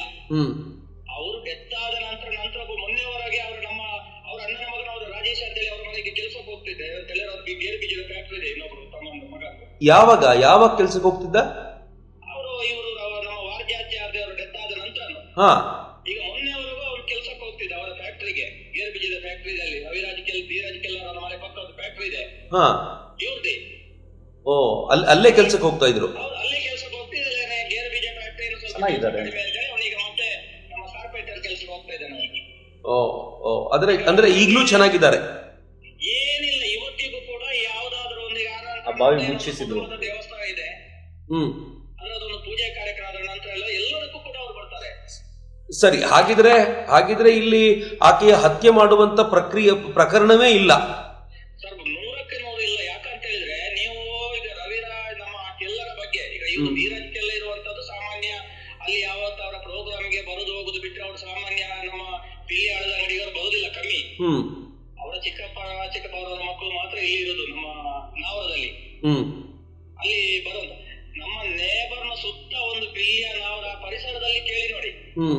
ಕೇಳಿ ನೋಡಿದ್ರೆ ಬೇಕಾದ್ರೆ ಇವರು ಯಾರು ಬೇಕಾದ್ರೆ ಬಂದು ಕೇಳಿ ನೋಡಿ. ಅವರ ಚಿಕ್ಕಂದ್ರೆ ಇವತ್ತಿನವರೆಗೂ ಅವರ ಹಿನ್ನೆಲೆ ಯಾವ ಕೂಡ ಅವ್ರದ್ದು ಯಾವ ರೀತಿಯ ಒಂದು ಅವ್ರ ಬಗ್ಗೆ ಕೆಟ್ಟ ಅಭಿಪ್ರಾಯಗಳು ಯಾವುದು ಕೂಡ ಇಲ್ಲ. ಈಗ ವಾರಿಜಾ ಅವರು ತೀರ್ಕೊಂಡಿದ್ದು ಹೇಗೆ ಸರ್? ವಾರಿಜಾ ಅವರು ತೀರಿಕೊಳ್ಳಿಕ್ಕೆ ಅಂತ ಹೇಳಿದ್ರೆ ಈಗಲೂ ನೀವು ಬಂದ್ರೆ ನಮ್ದು, ಯಾಕಂದ್ರೆ ಅಲ್ಲಿ ಸ್ವಲ್ಪ ನಮ್ದು ದಾರಿದ್ದು ಒಂದು ಕಾಂಪ್ಲಿಕೇಶನ್ ಇದೆ. ಅವರ ಮನೆಗೆ ಹೋಗ್ಲಿಕ್ಕೆ ಇವತ್ತಿಗೂ ದಾರಿ ಇಲ್ಲ. ನೇರ ಒಂದು ಬೈಕ್ ಹೋಗುದಿಲ್ಲ, ರಿಕ್ಷಾ ಹೋಗುದು, ಯಾವ್ದು ಆಗುದಿಲ್ಲ. ಅದು ಸ್ವಲ್ಪ ಅದು ಜಾಗೃತ ಇದೆಲ್ಲ, ಜಮೀನಿಗೆ ಸ್ವಲ್ಪ ಸಮಸ್ಯೆ ಇದೆ. ಇವತ್ತಿಗೂ ಕೂಡ ಹಳೆ ಮನೆ ಇತ್ತು, ಆ ಹಳೆ ಮನೆ ಈಗ ಬಿದ್ದಿದೆ. ಈ ಬಾವಿ ಒಂದಿದೆ, ಹಳೆ ಮನೆ ಕೆಳಗೆ ಒಂದು ಬಾವಿ ಇದೆ. ಆ ಬಾವಿ ಎಲ್ಲಿವರೆಗೆ ಅಂತ ಹೇಳಿದ್ರೆ ಆ ಗದ್ದೆಗೆ ಲೆವೆಲ್ ಇದೆ. ಹಿಂದಿನ ಕಾಲದ ಬಾವಿ ಅದು, ಹಳೆ ಬಾವಿ ಇದೆ, ಅದೇ ಬಾವಿ. ಆ ಬಾವಿ ಮತ್ತು ಗದ್ದೆ ಯಾವುದು ಕಾಣೋದಿಲ್ಲ. ಹೋಗುವಾಗ ಏನಂದ್ರೆ ಜಾರಿ ಬಿದ್ದಿದ್ದಾರೆ ಅವರು. ಬಿದ್ದು ಅವರಿಗೆ ಹೇಳಿಕ್ಕೆ ಆಗ್ಲಿಲ್ಲ. ಆ ಬಾವಿ ತುಂಬಾ ಚಿಕ್ಕದಿತ್ತ, ಬೀಳ್ಲಿಕ್ಕೆ ಆಗದೆ ಇರೋಷ್ಟು ಚಿಕ್ಕದ್ದು ಅಂತ ಕೂಡ ನಾನು ಕೇಳಿದ್ದೀನಿ. ಇಲ್ಲ ಇಲ್ಲ ಇಲ್ಲ ಇಲ್ಲ ಇಲ್ಲ ಇಲ್ಲ ಇಲ್ಲ, ಬಾವಿ ಚಿಕ್ಕ ಬಾವಿ ಅಲ್ಲ, ಅದ್ರ ಹಳೆ ಬಾವಿ, ದೊಡ್ಡ ಬಾವಿನೇ. ಬೀಳ್ಲಿಕ್ಕೆ ಅಂದ್ರೆ ಅವರಿಗೆ ಆ ಪರಿಸ್ಥಿತಿ ಅವರಿಗೆ ಮೇಲೆ ಬರ್ಲಿಕ್ಕೆ ಆಗ್ಲಿಲ್ಲ. ಈಗ ಬಾವಿ ಮುಚ್ಚಿದ್ದೀರಾ, ಹಾಗೆ ಇಟ್ಕೊಂಡಿದ್ದೀರಾ? ಇಲ್ಲ ಇಲ್ಲ ಇಲ್ಲ ಇಲ್ಲ, ಬಾವಿ ಮುಚ್ಚಲಿಲ್ಲ. ಅಲ್ಲಿ ಬಾವಿ ಅಲ್ಲೇ ಇದೆ. ಅದನ್ನು ಸ್ವಲ್ಪ ದೊಡ್ಡದಾಗಿ ಮಾಡಿ ಅದಕ್ಕೆ ನಮ್ಮ ಅವರ ವಾರಿಜಾಚಾರ್ಯ ತಮ್ಮ ಚಂದ್ರಾಯಾಚಾರ್ಯ ಅಂತೇಳಿ ಅಲ್ಲಿ ಮೇಲ್ಗಡೆ ಅವರು ಮನೆ ಮಾಡಿದ್ದಾರೆ. ಸ್ವಲ್ಪ ಇದಕ್ಕೆ ಅಲ್ಲೊಂದು ನಮ್ದು ದೇವಸ್ಥಾನದ ಜೀರ್ಣೋದ್ಧಾರ ಮಾಡ್ಬೇಕಾದ್ರೆ ಅದಕ್ಕೋಸ್ಕರ ಮಾಡಿ ಸ್ವಲ್ಪ ಅದನ್ನು ರಿಂಗ್ ಒಂದು 3-4 ರಿಂಗ್ ಹಾಕಿ ಸ್ವಲ್ಪ ಇದ್ದವರೆಗೂ ಸ್ವಲ್ಪ ಇಂಪ್ರೂವ್ಮೆಂಟ್ ಮಾಡಿದ್ದಾರೆ. ಬಹಳ ಧನ್ಯವಾದಗಳು. ನಾನು ಇದನ್ನ ಬಳಸ್ಕೊಳ್ತೀನಿ, ನಿಮ್ ಜೊತೆ ಮಾತಾಡಿರೋದನ್ನ. ಅಭ್ಯಂತರ ಇಲ್ಲ ಅಲ್ವಾ? ಇಲ್ಲ ಇಲ್ಲ ಇಲ್ಲ ಇಲ್ಲ, ಆಗ್ಬೋದು. ಇರುವಂತ ಫ್ಯಾಕ್ಟ್ ಇದ್ರಲ್ಲಿ ಏನು ಡೌಟ್ ಇಲ್ಲ. ನೀವು ಯಾವಾಗ ಎಲ್ಲಿ ಬೇಕಾದ್ರೆ ಬಳಸ್ಕೊಳ್ಬಹುದು. ಒಂದ್ ರೀತಿ ಒಂದು ಒಳ್ಳೆಯ ಆನ್ಸರ್ ಸಿಕ್ತಂತಾಯ್ತು. ಇನ್ಫ್ಯಾಕ್ಟ್ ನನಗೂ ಬಹಳ ಇತ್ತು ಅದು. ಎಲ್ಲ ಸಾಕ್ಷಿಗಳನ್ನು ಈಗ ಮುಚ್ಚುವಂತ ಪ್ರಭಾವಿ ಅಥವಾ ನಾಶ ಮಾಡುವಂತ ಪ್ರಭಾವಿ ವ್ಯಕ್ತಿಗಳು ಏನ್ ಬೇಕಿದ್ರು ಮಾಡಬಲ್ಲರು. ಸಮಾಜದ ಜನರ ಪರ್ಸೆಪ್ಷನ್ ಆಗಿದೆ. ಒಂದು ಸಾಕ್ಷಿ ಸರಿ. ಇನ್ ನೆಕ್ಸ್ಟ್ ನನ್ನ ವಿಚಾರಕ್ಕೆ ಬರೋದು, ಈಗ ನಾವು ಸಂತೋಷನ್ ಬಿಟ್ಟು ಮುಂದಕ್ಕೆ ಬರೋದಾದ್ರೆ, CBI ಪ್ರಾಸಿಕ್ಯೂಷನ್ ಸೆಷನ್ ಕೋರ್ಟ್ ಮುಂದೆ ಕೇಳ್ಕೊಳ್ಳುತ್ತೆ, ನಿಶ್ಚಲ್, ಉದಯ್, ಮಲ್ಲಿಕ್ ಮತ್ತು ಧೀರಜ್ ಇವರನ್ನ ಕರೆದು ತನಿಖೆ ಮಾಡಬೇಕು ಅಂತ. ಅದಕ್ಕೆ ಈ 4 ಜನ ಅದ್ಯಾಕೆ ಆಬ್ಜೆಕ್ಟ್ ಮಾಡ್ತಾರೆ? ಸರ್, ನಿಶ್ಚಲ್ ಜೈನ್ ಹೆಸರು ಬರೋದೇ ಇಲ್ಲ ಅಲ್ಲಿ ಕೋರ್ಟಲ್ಲಿ. ನಿಶ್ಚಲ್ ಜೈನ್ ಹೆಸರು ಬರೋದೇ ಇಲ್ಲ ಹಾಗಂತ ಆರೋಪ ಇದೆ. ನಾನು ಈ ಆರೋಪವನ್ನು ನಿಮ್ಗೆ ತೋರಿಸ್ತೀನಿ, ಒಂದ್ಸಲ ನೋಡಿ. ಸ್ವತಃ ಆಗಿನ CBI ಪ್ರಾಸಿಕ್ಯೂಷನ್ ಹೇಳ್ತಾರೆ, not investigating officer. CBI prosecution ಏನು ವಾದ ಮಾಡ್ತಾರಂತ ಹೇಳಿದ್ರೆ, ನೋಡಿ ಇದರಲ್ಲಿ ಸಂತೋಷ್ ರಾವ್ನ ಪಾತ್ರ ಇಲ್ಲ, ಅವನ ಹೊರತುಪಡಿಸಿ ಇನ್ನೂ 3-4 ಜನ ಇದ್ದಾರೆ. ಆ 3-4 ಜನ ಯಾರು? 1, 2, 3, 4 ಎಲ್ಲ ಬರೆದಿದ್ದಾರೆ, ಹೆಸರು ಕೂಡ ನೇಮ್ ಇದೆ. ಇನ್ನು ಉಳಿದಂತಹ 4 ಜನ ಅದರಲ್ಲಿ ಉದಯ್ ಜೈನ್, ಮಲ್ಲಿಕ್ ಜೈನ್, ಧೀರಜ್ ಜೈನ್ ಮತ್ತಿನ್ನೊಬ್ಬ ಭಯಂಕರ ಚಿಕ್ಕ ಮಗು. ಇವ್ರು ಹೇಳ್ತಾರೆ ನಮ್ಮ ಪರಿವಾರದ ಮಗು, ಅಮೆರಿಕಾದಲ್ಲಿದ್ದಂತ ಮಗು. ಎಲ್ಲರನ್ನೂ ಕೂಡ ಕರ್ಕೊಂಡು ಬಂದು ಅವರನ್ನ ತನಿಖೆ ಮಾಡಿ ಅಂತೇಳಿ ಸ್ಪೆಷಲ್ ಕೋರ್ಟೇ ಹೇಳಿತ್ತು. ಈಗ ಅವರು 319 ಅರ್ಜಿಯನ್ನ ಹಾಕಿದಾಗಲೂ ಕೂಡ ಧೀರಜ್, ಉದಯ್ ಜೈನ್ ಮತ್ತೆ ಮಲ್ಲಿಕ್ ಜೈನ್ ಹೆಸರನ್ನ ಅವರು ಕೊಡೋದು. ನಿಮ್ಗೆ ದಾಖಲೆ ಕೊಡ್ತೀನಿ ನಾನು, ನೀವು ಆಮೇಲೆ ಅದನ್ನ ತೋರಿಸಬಹುದು. ಈ ಡಾಕ್ಯುಮೆಂಟ್ ಅನ್ನ ನೀವು ಇಟ್ಕೊಳ್ಳಿ, ಅದನ್ನ ಪಬ್ಲಿಕ್ ತೋರಿಸಿ. ಅದರಲ್ಲಿ 3 ಜನರ ಹೆಸರಿದೆ. ನಿಶ್ಚಲ್ ಜೈನ್ ಹೆಸರನ್ನ ಅವರು ಅಲ್ಲಿ ಸೇರಿಸಿರೋದಿಲ್ಲ. ನಿಶ್ಚಲ್ ಜೈನ್ ಯಾವ ಕಾರಣಕ್ಕೂ ಕೂಡ ಕೋರ್ಟ್ ಅಲ್ಲಿ ಅವ್ರ ಹೆಸರು ಉಲ್ಲೇಖ ಆಗೋದಿಲ್ಲ, ಅವ್ರು ಸೇರಿಸೋದಿಲ್ಲ. ಅಂದ್ರೆ ಮತ್ತೆ ಅಕ್ಯೂಸ್ಡ್ ಅನ್ನ ಸೇರಿಸಲಿಕ್ಕೆ ಬೇಕಾದ ಸಂದರ್ಭದಲ್ಲಿ ಹೆಸರನ್ನ ಕೊಡ್ಲಿಕ್ಕೆ ಅವರಿಗೆ ಅವಕಾಶ ಇತ್ತು. ಇದು 2021ರಲ್ಲಿ 2021 ಅಂದ್ರೆ 9 ವರ್ಷಗಳ ನಂತರವೂ ಕೂಡ ನಿಶ್ಚಲ್ ಹೆಸರು ಸೇರಿಸಲಿಲ್ಲ. ನಿರಂತರವಾಗಿ 2013ರಿಂದ ಇವರು ಆರೋಪವನ್ನ ನಿಶ್ಚಲ್ ಜೈನ್ ಹೆಸರಲ್ಲಿ ಮಾಡ್ತಾ ಇದ್ರು. ಧರ್ಮಾಧಿಕಾರಿಗಳ ತಮ್ಮನ ಮಗ ಇದ್ದ ಅಂತೇಳಿ ಹೇಳ್ತಾ ಇದ್ರು.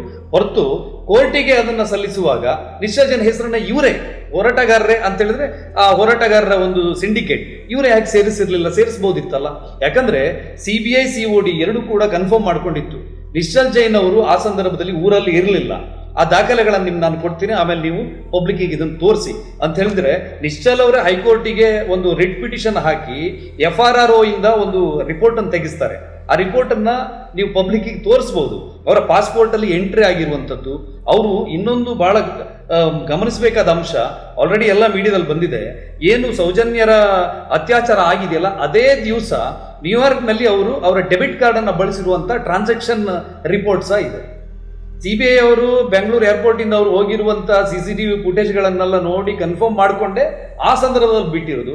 ಆದ್ರೂ ನಿರಂತರವಾಗಿ ನಿಶ್ಚಲ್ ಜೈನ್ ಅಂತೇಳಿ ಇವ್ರು ಹೇಳ್ತಾನೆ ಇದ್ರು. ಯಾಕಂದ್ರೆ ನಿಮಗೆ 2013ನೇ ಇಸ್ವಿಗೆ ಒಂದು TV9 ಸ್ಟುಡಿಯೋದಲ್ಲಿ ಕೂತ್ಕೊಂಡು ಇವರು ಆರೋಪವನ್ನ ಮಾಡ್ತಾರೆ. ಅದರ ವೆರಿ ನೆಕ್ಸ್ಟ್ ಡೇ ಧರ್ಮಸ್ಥಳದ ಧರ್ಮಾಧಿಕಾರಿಗಳು ಇದು ಎಲ್ಲ ದಾಖಲೆಗಳನ್ನ ಮೀಡಿಯಾ ಮುಂದೆ ಇಟ್ಟಿದ್ದಾರೆ. ಒಂದು ರಾತ್ರಿ 3-4 ಗಂಟೆ ಒಳಗಡೆ, ರಾತ್ರಿ 9 ಗಂಟೆಯಿಂದ ಬೆಳಿಗ್ಗೆ 10 ಗಂಟೆ ಒಳಗಡೆ USA ಇಂದ ಹಿಡಿದು ಎಲ್ಲ ದಾಖಲೆಗಳನ್ನ ಫೇಕ್ ಮಾಡ್ಲಿಕ್ಕೆ ಸಾಧ್ಯ ಆಗತ್ತಾ? ಈ ತರ ಅಂದ್ರೆ ಸಾಧಾರಣ ಒಂದು ನಾಲೆಜ್ ಇರುವವರಿಗೆ ಎಲ್ರಿಗೂ ಇವ್ರು ಹೇಳ್ತಿರುವಂತದ್ದು ಸುಳ್ಳು ಅಂತ ಹೇಳಿ ಪ್ರಶ್ನೆಗೆ ನೀವು ಉತ್ತರ ಕೊಡ್ತೀರಾ. ನೀವು ನಿಶ್ಚಲ್ ಜೈನನ್ನ ಸೇಫ್ ಗಾರ್ಡ್ ಮಾಡ್ತಿದ್ದೀರಿ, ಐ ಅಗ್ರಿ. ಆಯ್ತು, ನಿಶ್ಚಲ್ ಜೈನ್ ವಿಚಾರದಲ್ಲಿ ಯಾವುದೇ ರೀತಿಯ ಸಾಕ್ಷಿಗಳಿಲ್ಲ, ನಿಶ್ಚಲ್ ಜೈನ್ ಇದರಲ್ಲಿ ಭಾಗವಹಿಸಿದ್ದ ಅನ್ನೋದಕ್ಕೆ ಯಾವುದೂ ಇಲ್ಲ. ಸೊ ನೀವು ಕೊಡ್ತಾ ಇರುವಂತಹ ಡಾಕ್ಯುಮೆಂಟ್ಗಳನ್ನ ನಾನು ಕೂಡ ನೋಡಿದ್ದೀನಿ, ಅಗ್ರಿ. ಆದ್ರೆ ಉಳಿದ ಮೂವರನ್ನೇ ತೆಗೆದುಕೊಳ್ಳಿ. ಉಳಿದ ಮೂವರ ಕುರಿತಂತೆ ವಿಚಾರಣೆ ಆಗಬೇಕು ಅಂತಂದಾಗ, ತನಿಖೆ ನಡಿಬೇಕು ಅಂತಂದಾಗ ಅವ್ರು ಯಾಕೆ ಸ್ಟೇ ತಂದ್ಕೋಬೇಕು? ಅದಕ್ಕೆ ಆಯ್ತು, ತನಿಖೆ ಮಾಡ್ಲಿ ಬಿಡಿ, ಯಾರು ಇದ್ರಲ್ಲಿ ಇನ್ವಾಲ್ವ್ ಆಗ್ಲಿಲ್ಲ ಅಂತಂದ್ರೆ ಪ್ರಾಬ್ಲಮ್ ಏನಿದೆ? ಈಗ ಇವರು 3 ಜನ, ಧೀರಜ್ ಜೈನ್, ಮಲ್ಲಿಕ್ ಜೈನ್, ಧೀರಜ್ ಕೆಲ್ಲ, ಮಲ್ಲಿಕ್ ಜೈನ್ ಮತ್ತೆ ಉದಯ್ ಜೈನ್ ಮೇಲೆ ಇವರು ಆರೋಪವನ್ನ ಮಾಡಿದಾಗ CBI ಇವರನ್ನ ಬೇರೆ ಬೇರೆ ಜಾಗದಲ್ಲಿ ಕೂರಿಸಿ, COD ರುದ್ರಮುನಿ ಅವರು ಬಂದು ಬೇರೆ ಬೇರೆ ಜಾಗದಲ್ಲಿ ಇವ್ರನ್ನ ಕೂರಿಸಿ ಇವ್ರನ್ನ ಎನ್ಕ್ವೈರಿ ಮಾಡ್ತಾರೆ. ಅದೇ ಟೈಮಲ್ಲಿ ಇವರ ಟವರ್ ಲೊಕೇಶನ್ ತೆಗಿತಾರೆ. ಒಬ್ಬ ತನ್ನ ಹೆಂಡತಿಯ ಸೀಮಂತದ ಕಾರಣಕ್ಕೆ ಧೀರಜ್ ಕೆಲ್ಲ ಬೇರೆ ಬೇರೆ ಊರಿನಲ್ಲಿ 60 ಕಿಲೋಮೀಟರ್ ಡಿಸ್ಟೆನ್ಸ್ ಅಲ್ಲಿ ಇದ್ರು. ಮಲ್ಲಿಕ್ ಏನು ಧರ್ಮಸ್ಥಳದಲ್ಲಿ ಕೆಲಸ ಮಾಡ್ಕೊಂಡಿದ್ರು, ಅವರು ಅದೇ ಲೊಕೇಶನ್ ಅಲ್ಲಿ ಇದ್ರು. ಉದಯ್ ಬೇರೆ ಲೊಕೇಶನ್ ಅಲ್ಲಿ ಇದ್ದ. ಇದನ್ನೆಲ್ಲ ಕನ್ಫರ್ಮ್ ಮಾಡಿಕೊಂಡು ಆಮೇಲೆ ಕ್ವಶನ್ ಮಾಡಿದಾಗ ಅವ್ರು ಹೇಳಿದ ಉತ್ತರವೂ ಕೂಡ ಅದಕ್ಕೆ ಟ್ಯಾಲಿ ಆಗ್ತಿತ್ತು. ಅವರು ಅದನ್ನ ಬಿಟ್ಬಿಟ್ರು. ಅದಾದ ನಂತರವೂ ಕೂಡ ಇವ್ರು ಇದಾರೆ ಎನ್ನುವ ರೀತಿಯಲ್ಲಿ ಸಾರ್ವಜನಿಕವಾಗಿ ಅವ್ರ ಮೇಲೆ ಆರೋಪ ಬಂದಾಗ ಇವರು ರಿಕ್ವೆಸ್ಟ್ ಮಾಡ್ಕೊಳ್ತಾರೆ, ನಮ್ಮನ್ನ ಯಾವುದೇ ರೀತಿಯ ತನಿಖೆಗೆ ಒಳಪಡಿಸಬಹುದು, ನಮ್ಮನ್ನ ಬ್ರೈನ್ ಮ್ಯಾಪಿಂಗ್ ಮಾಡಬಹುದು, ನಮ್ಮನ್ನ ಪಾಲಿಗ್ರಾಫ್ ಟೆಸ್ಟ್ ಮಾಡಬಹುದು ಅಂತೇಳಿ ಇವ್ರು ಕೇಳಿದಾಗ, ಇದು ನೀವು ಹೇಳಿದ ತಕ್ಷಣ ಮಾಡೋಕ್ಕಾಗಲ್ಲ, ಕೋರ್ಟ್ ಒಪ್ಪಿಗೆ ಕೊಡಬೇಕು ಅಂತ ಹೇಳಿ ಕೋರ್ಟ್ ಮುಂದೆ ಅವರನ್ನ ಹಾಜರುಪಡಿಸಿ ಕೋರ್ಟ್ ಡೈರೆಕ್ಷನ್ ಮೇರೆಗೆ ಇವ್ರನ್ನ ಮಡಿವಾಳದಲ್ಲಿ ಇವ್ರನ್ನ ಪರಿಶೀಲನೆಗೆ ಒಳಪಡಿಸುವಂಥದ್ದು. ಬ್ರೈನ್ ಮ್ಯಾಪಿಂಗ್ ಆಗಿದೆ ಅವರು ಒಂದು ರಿಪೋರ್ಟ್ ಕೊಟ್ಟಿದ್ದಾರೆ, ಏನೇನು ಟೆಸ್ಟ್ ಆಗಿದೆ ಅಂತ ಹೇಳಿ ನೋಡಿ. ಅವ್ರದ್ದು ಬ್ಲಡ್ ಟೆಸ್ಟ್ ಆಗಿದೆ, DNA ಟೆಸ್ಟ್ ಆಗಿದೆ, ಮಂಪರು ಪರೀಕ್ಷೆ ಆಗಿದೆ, ಮೊಬೈಲ್ ಲೊಕೇಶನ್ ಟ್ರೇಸ್ ಮಾಡ್ತಾರೆ, ಸುಳ್ಳು ಪತ್ತೆ, ಪಾಲಿಗ್ರಾಫ್ ಟೆಸ್ಟ್ ಆಗಿದೆ. ಈ ಡಾಕ್ಯುಮೆಂಟ್ ಅನ್ನು ಜನರಿಗೆ ತೋರಿಸ್ಬೇಕು ನೀವು. ಇದೆಲ್ಲವೂ ಆಗಿದೆ. ಇದು ಆದ ನಂತರ ಅವರು ಇದರಲ್ಲಿ ಇಲ್ಲ ಅನ್ನೋದು ಸಾಬೀತಾಗಿದೆ. ಇಷ್ಟು ಪರಿಶೀಲನೆಗೆ ಒಳಗೊಂಡ ನಂತರ ಅವರು ಇದರಲ್ಲಿ ನೆಗೆಟಿವ್ ಅಂತೇಳಿ ಆ ಕಾರಣಕ್ಕೆ ಅವ್ರನ್ನ ಬಿಟ್ಟು ಬಿಡ್ತಾರೆ. ಪುನಃ ಮತ್ತೆ ಅವ್ರನ್ನ ಸೇರಿಸಬೇಕು ಅಂತೇಳಿ ಇವರು ಹೊರಟಾಗ ಅವರು ಹೈಕೋರ್ಟಿಗೆ ಹೋಗಿ ನಮ್ದು ಎಲ್ಲಾ ರೀತಿಯ ಎಂಕ್ವೈರಿ ಆಗಿದೆ ಅಂತ ಹೇಳಿ ಅದನ್ನೆಲ್ಲ ಸಬ್ಮಿಟ್ ಮಾಡಿದ ನಂತರ ಆ ಬೇಸ್ ಮೇಲೆ ಅವರಿಗೆ ಇನ್ ಫರ್ದರ್ ಎಂಕ್ವೈರಿ ಅವ್ರನ್ನ ಮಾಡೋ ಅಗತ್ಯ ಇಲ್ಲ ಅಂತೇಳಿ ಹೈಕೋರ್ಟ್ ಹೇಳುವಂಥದ್ದು. ಇವ್ರು ನಮ್ಮನ್ನು ತನಿಖೆ ಮಾಡಬೇಡಿ ಅಂತ ಹೇಳಿ ಇವ್ರು ಹೇಳಿರೋದಲ್ಲ, ಇವ್ರು ಆ ರೀತಿ ಜನರಿಗೆ ಸುಳ್ಳನ್ನ ಬಿಂಬಿಸ್ತಾ ಇದ್ದಾರೆ. ಇದು ಅವರು ಪತ್ರಿಕೆ ಕೊಟ್ಟಿರೋ ದಾಖಲೆ ನಮ್ಮ ಹತ್ರ. ಅವರು ಏನು ಆ ಎಲ್ಲ ಪರಿಶೀಲನೆಗೆ ಒಳಪಟ್ಟಂತ ದಾಖಲೆಗಳು ಕೂಡ ಇವೆ. ಆ ದಾಖಲೆಗಳನ್ನು ಕೂಡ ಆಯ್ತು ಸರಿ, ಎಲ್ಲ ದಾಖಲೆಗಳು ಇಟ್ಕೊಂಡು ಕೋರ್ಟಿಗೆ ಯಾಕೆ ನೀವು ಕೊಡ್ಲಿಲ್ಲ? ಇದನ್ನ ಒಂದು ಆರೋಪ ಇದೆ ನಿಮ್ಮ ಮೇಲೆ. ಅಫ್ಕೋರ್ಸ್ ಈ ಆರೋಪ ಕೂಡ ನೀವು ನೋಡ್ಬೋದು. ಬ್ರೈನ್ ಮ್ಯಾಪಿಂಗ್ ಮಾಡಿಸ್ಕೊಂಡಿವಿ ಅಂತ ಹೇಳ್ತಾರೆ. ಅದರ ಬ್ರೈನ್ ಮ್ಯಾಪಿಂಗ್ ಮಾಡಿಸಿದಂತ ವರದಿಯನ್ನ ನ್ಯಾಯಾಲಯಕ್ಕೆ CBI ದವ್ರು ಕೊಡ್ಲಿಲ್ಲ. CBI IO ಅಂದ್ರೆ ಹೈಕೋರ್ಟ್ ನಲ್ಲಿ ಇದ್ದಂತವ್ರು ಬ್ರೈನ್ ಮ್ಯಾಪಿಂಗ್ ಆಗಿದೆ ಅಂತ ಪದೇ ಹೇಳ್ತಾರೆ. ಅದರ ರಿಪೋರ್ಟ್ ಮಾತ್ರ ಯಾಕೆ ಕೋರ್ಟಿಗೆ ಸಬ್ಮಿಟ್ ಮಾಡಲಿಲ್ಲ? ಅಲ್ಲ, ಕೋರ್ಟಿಗೆ ರಿಪೋರ್ಟ್ ಅನ್ನು ಸಬ್ಮಿಟ್ ಮಾಡಿದ್ದಾರೆ. ಬ್ರೈನ್ ಮ್ಯಾಪಿಂಗ್ ಮಾಡಿದ ರಿಪೋರ್ಟ್ ಅನ್ನ PVSN ರಾಜು ಅವರು ಕೋರ್ಟಿಗೆ ಸಬ್ಮಿಟ್ ಮಾಡಿದ್ದಾರೆ. ಅದರ ದಾಖಲೆಗಳು ಸಹ ಇವೆ. ಅಂದ್ರೆ ಕೋರ್ಟಿಗೆ ಮೆನ್ಷನ್ ಮಾಡಿದೆ, ಕೋರ್ಟ್ ಕೂಡ ಅದನ್ನ ಮೆನ್ಷನ್ ಮಾಡಿದೆ. ಎಲ್ಲ ಪರಿಶೀಲನೆ ಮಾಡಿರೋದ್ರ ಬಗ್ಗೆ ಫರ್ದರ್ ಎನ್ಕ್ವೈರಿ ಬೇಡ ಅಂತ ಹೇಳಿನೇ ಕೋರ್ಟ್ ಸಹ ಅದನ್ನ ಬರ್ದಿದೆ ತೀರ್ಪಲ್ಲಿ. So you have the documents 100% sir ಇದೆ. ಫೈನ್. ಎಲ್ಲೆಲ್ಲಿ ಏನೇನು ಡಾಕ್ಯುಮೆಂಟ್ ಇದೆಯೋ ನಾನು ಅಲ್ಲಲ್ಲಿ ಆ ಡಾಕ್ಯುಮೆಂಟ್ಗಳನ್ನ ಪ್ರೆಸೆಂಟ್ ಮಾಡ್ತಾ ಹೋಗ್ತೀನಿ. ಎಲ್ಲೆಲ್ಲಿ ನೀವು ಡಾಕ್ಯುಮೆಂಟ್ ಕೊಡ್ಲಿಲ್ವೋ ಅದು ನಿಮ್ಮ ಹತ್ರ ಇಲ್ಲ, ನೀವು ಸುಳ್ಳು ಹೇಳ್ತಿದ್ದೀರಿ ಅಂತ ಅರ್ಥ. 100% ನೀವು ಡಾಕ್ಯುಮೆಂಟ್ ಕೊಡದೆ ಏನೇನ್ ಹೇಳ್ತಿರೋ ನಾನು ಇದನ್ನ ಪ್ಲೇನ್ ಸುಳ್ಳು ಅಂತ ತಗೊಳ್ತೀನಿ. Is that okay for you? 100%. ಇನ್ನೊಂದು ಹೇಳ್ತೇನೆ ನಿಮ್ಗೆ, ಸಂತೋಷ್ ರಾವ್ ಅವರು ಈ ಯಾವ ಪರಿಶೀಲನೆ ಕೂಡ ಒಳಪಡೋದಿಲ್ಲ. ಯಾಕೆ ಅವರು ಅದನ್ನು ನಿರಾಕರಿಸ್ತಾರೆ? ಅವರು ನಿರಾಕರಿಸಿದ್ದಾರೆ ಅಂತ ಹೇಳಿ ಇವರು ಸುಳ್ಳು ಹೇಳ್ತಾರೆ ಅಂತ ಹೇಳ್ತಾರೆ. ಸಂತೋಷ್ ರಾವ್ ಖುದ್ದು ಅವರ ಹಸ್ತಾಕ್ಷರದಲ್ಲಿ ಬರೆದು ಕೊಟ್ಟಿರುವಂತ ವರದಿಯನ್ನ ನಾನು ಕೊಡ್ತೀನಿ, ದಾಖಲೆ ಕೊಡ್ತೀನಿ, ನೀವು ಅದನ್ನು ಕೂಡ ತೋರಿಸಿ. ಯಾಕೆ ಅವರು ಸಂತೋಷ್ ರಾವ್ ಬ್ರೈನ್ ಮ್ಯಾಪಿಂಗ್ ಈಗ ಒಪ್ಪೋದಿಲ್ಲ? ಆಯ್ತು, ಇದಾದ ನಂತರ ಡಾಕ್ಟರ್ ರೂಪಾಲಿ ಅಂತ ಹೇಳಿ ಫಾರೆನ್ಸಿಕ್ ಇವರು ಸೈಕಾಲಜಿ HOD ಅವರು, ಸೈಕಾಲಜಿ ಡಿಪಾರ್ಟ್ಮೆಂಟ್ ಇದು, ಅವರೊಂದು ರಿಪೋರ್ಟ್ ಅನ್ನ ಬಹಳ ಅದ್ಭುತವಾಗಿ ಕೊಟ್ಟಿದ್ದಾರೆ. ಮಂಗಳೂರು ಪ್ರಿಸನ್ ನಲ್ಲಿ ಇದನ್ನು ತೋರಿಸ್ಬೇಕು ನೀವು. ಮಂಗಳೂರು ಪ್ರಿಸನ್ ನಲ್ಲಿ ಕೂತ್ಕೊಂಡು ಅವನ್ನ ಎನ್ಕ್ವೈರಿ ಮಾಡ್ತಾರೆ ಸರ್. ಬಹಳ ಸ್ಪಷ್ಟವಾಗಿ ಅದರಲ್ಲಿ ದಾಖಲಿಸಿದ್ದಾರೆ. ಅವರು ಫಾರೆನ್ಸಿಕ್ ಸೈಕಾಲಜಿಕಲ್ ಅಸೆಸ್ಮೆಂಟ್ ಮಾಡಿದಾಗ ಆತನಿಗೆ ಸಡನ್ ಆಗಿ ಒಂದು ಕ್ವಶನ್ ಕೇಳ್ತಾರೆ ರೂಪಾಲಿ ಅವರು, ನೀನು ಅಲ್ಲಿ ಅವಳನ್ನ ಎತ್ಕೊಂಡು ಹೋಗುವಾಗ ಯಾರು ನೋಡ್ಲಿಲ್ವಾ ಕೇಳಿದಾಗ ಅವನು ಹೇಳ್ತಾನೆ ಅಲ್ಲಿ ಯಾರು ಇರ್ಲಿಲ್ಲ, ಅದು ಡೀಪ್ ಟರ್ನಿಂಗ್ ಅಲ್ಲಿ ಇತ್ತು ಅಂತ ಹೇಳ್ತಾನೆ. ಇನ್ನೊಂದ್ಸಲ ಸಡನ್ ಆಗಿ ಕೇಳ್ತಾರೆ ಅಲ್ಲಿ ನೀರಿತ್ತಲ್ಲ ಅಂತ ಕೇಳಿದಾಗ ಇಲ್ಲ, ಆ ಟೈಮಲ್ಲಿ ನೀರು ಕಮ್ಮಿ ಇತ್ತು, ಅದು ಆಂಕಲ್ಗಿಂತ ಕೆಳಗಿತ್ತು ಅನ್ನೋ ರೀತಿ ಸ್ಟೇಟ್ಮೆಂಟ್ ಕೊಟ್ಟಿದ್ದಾನೆ.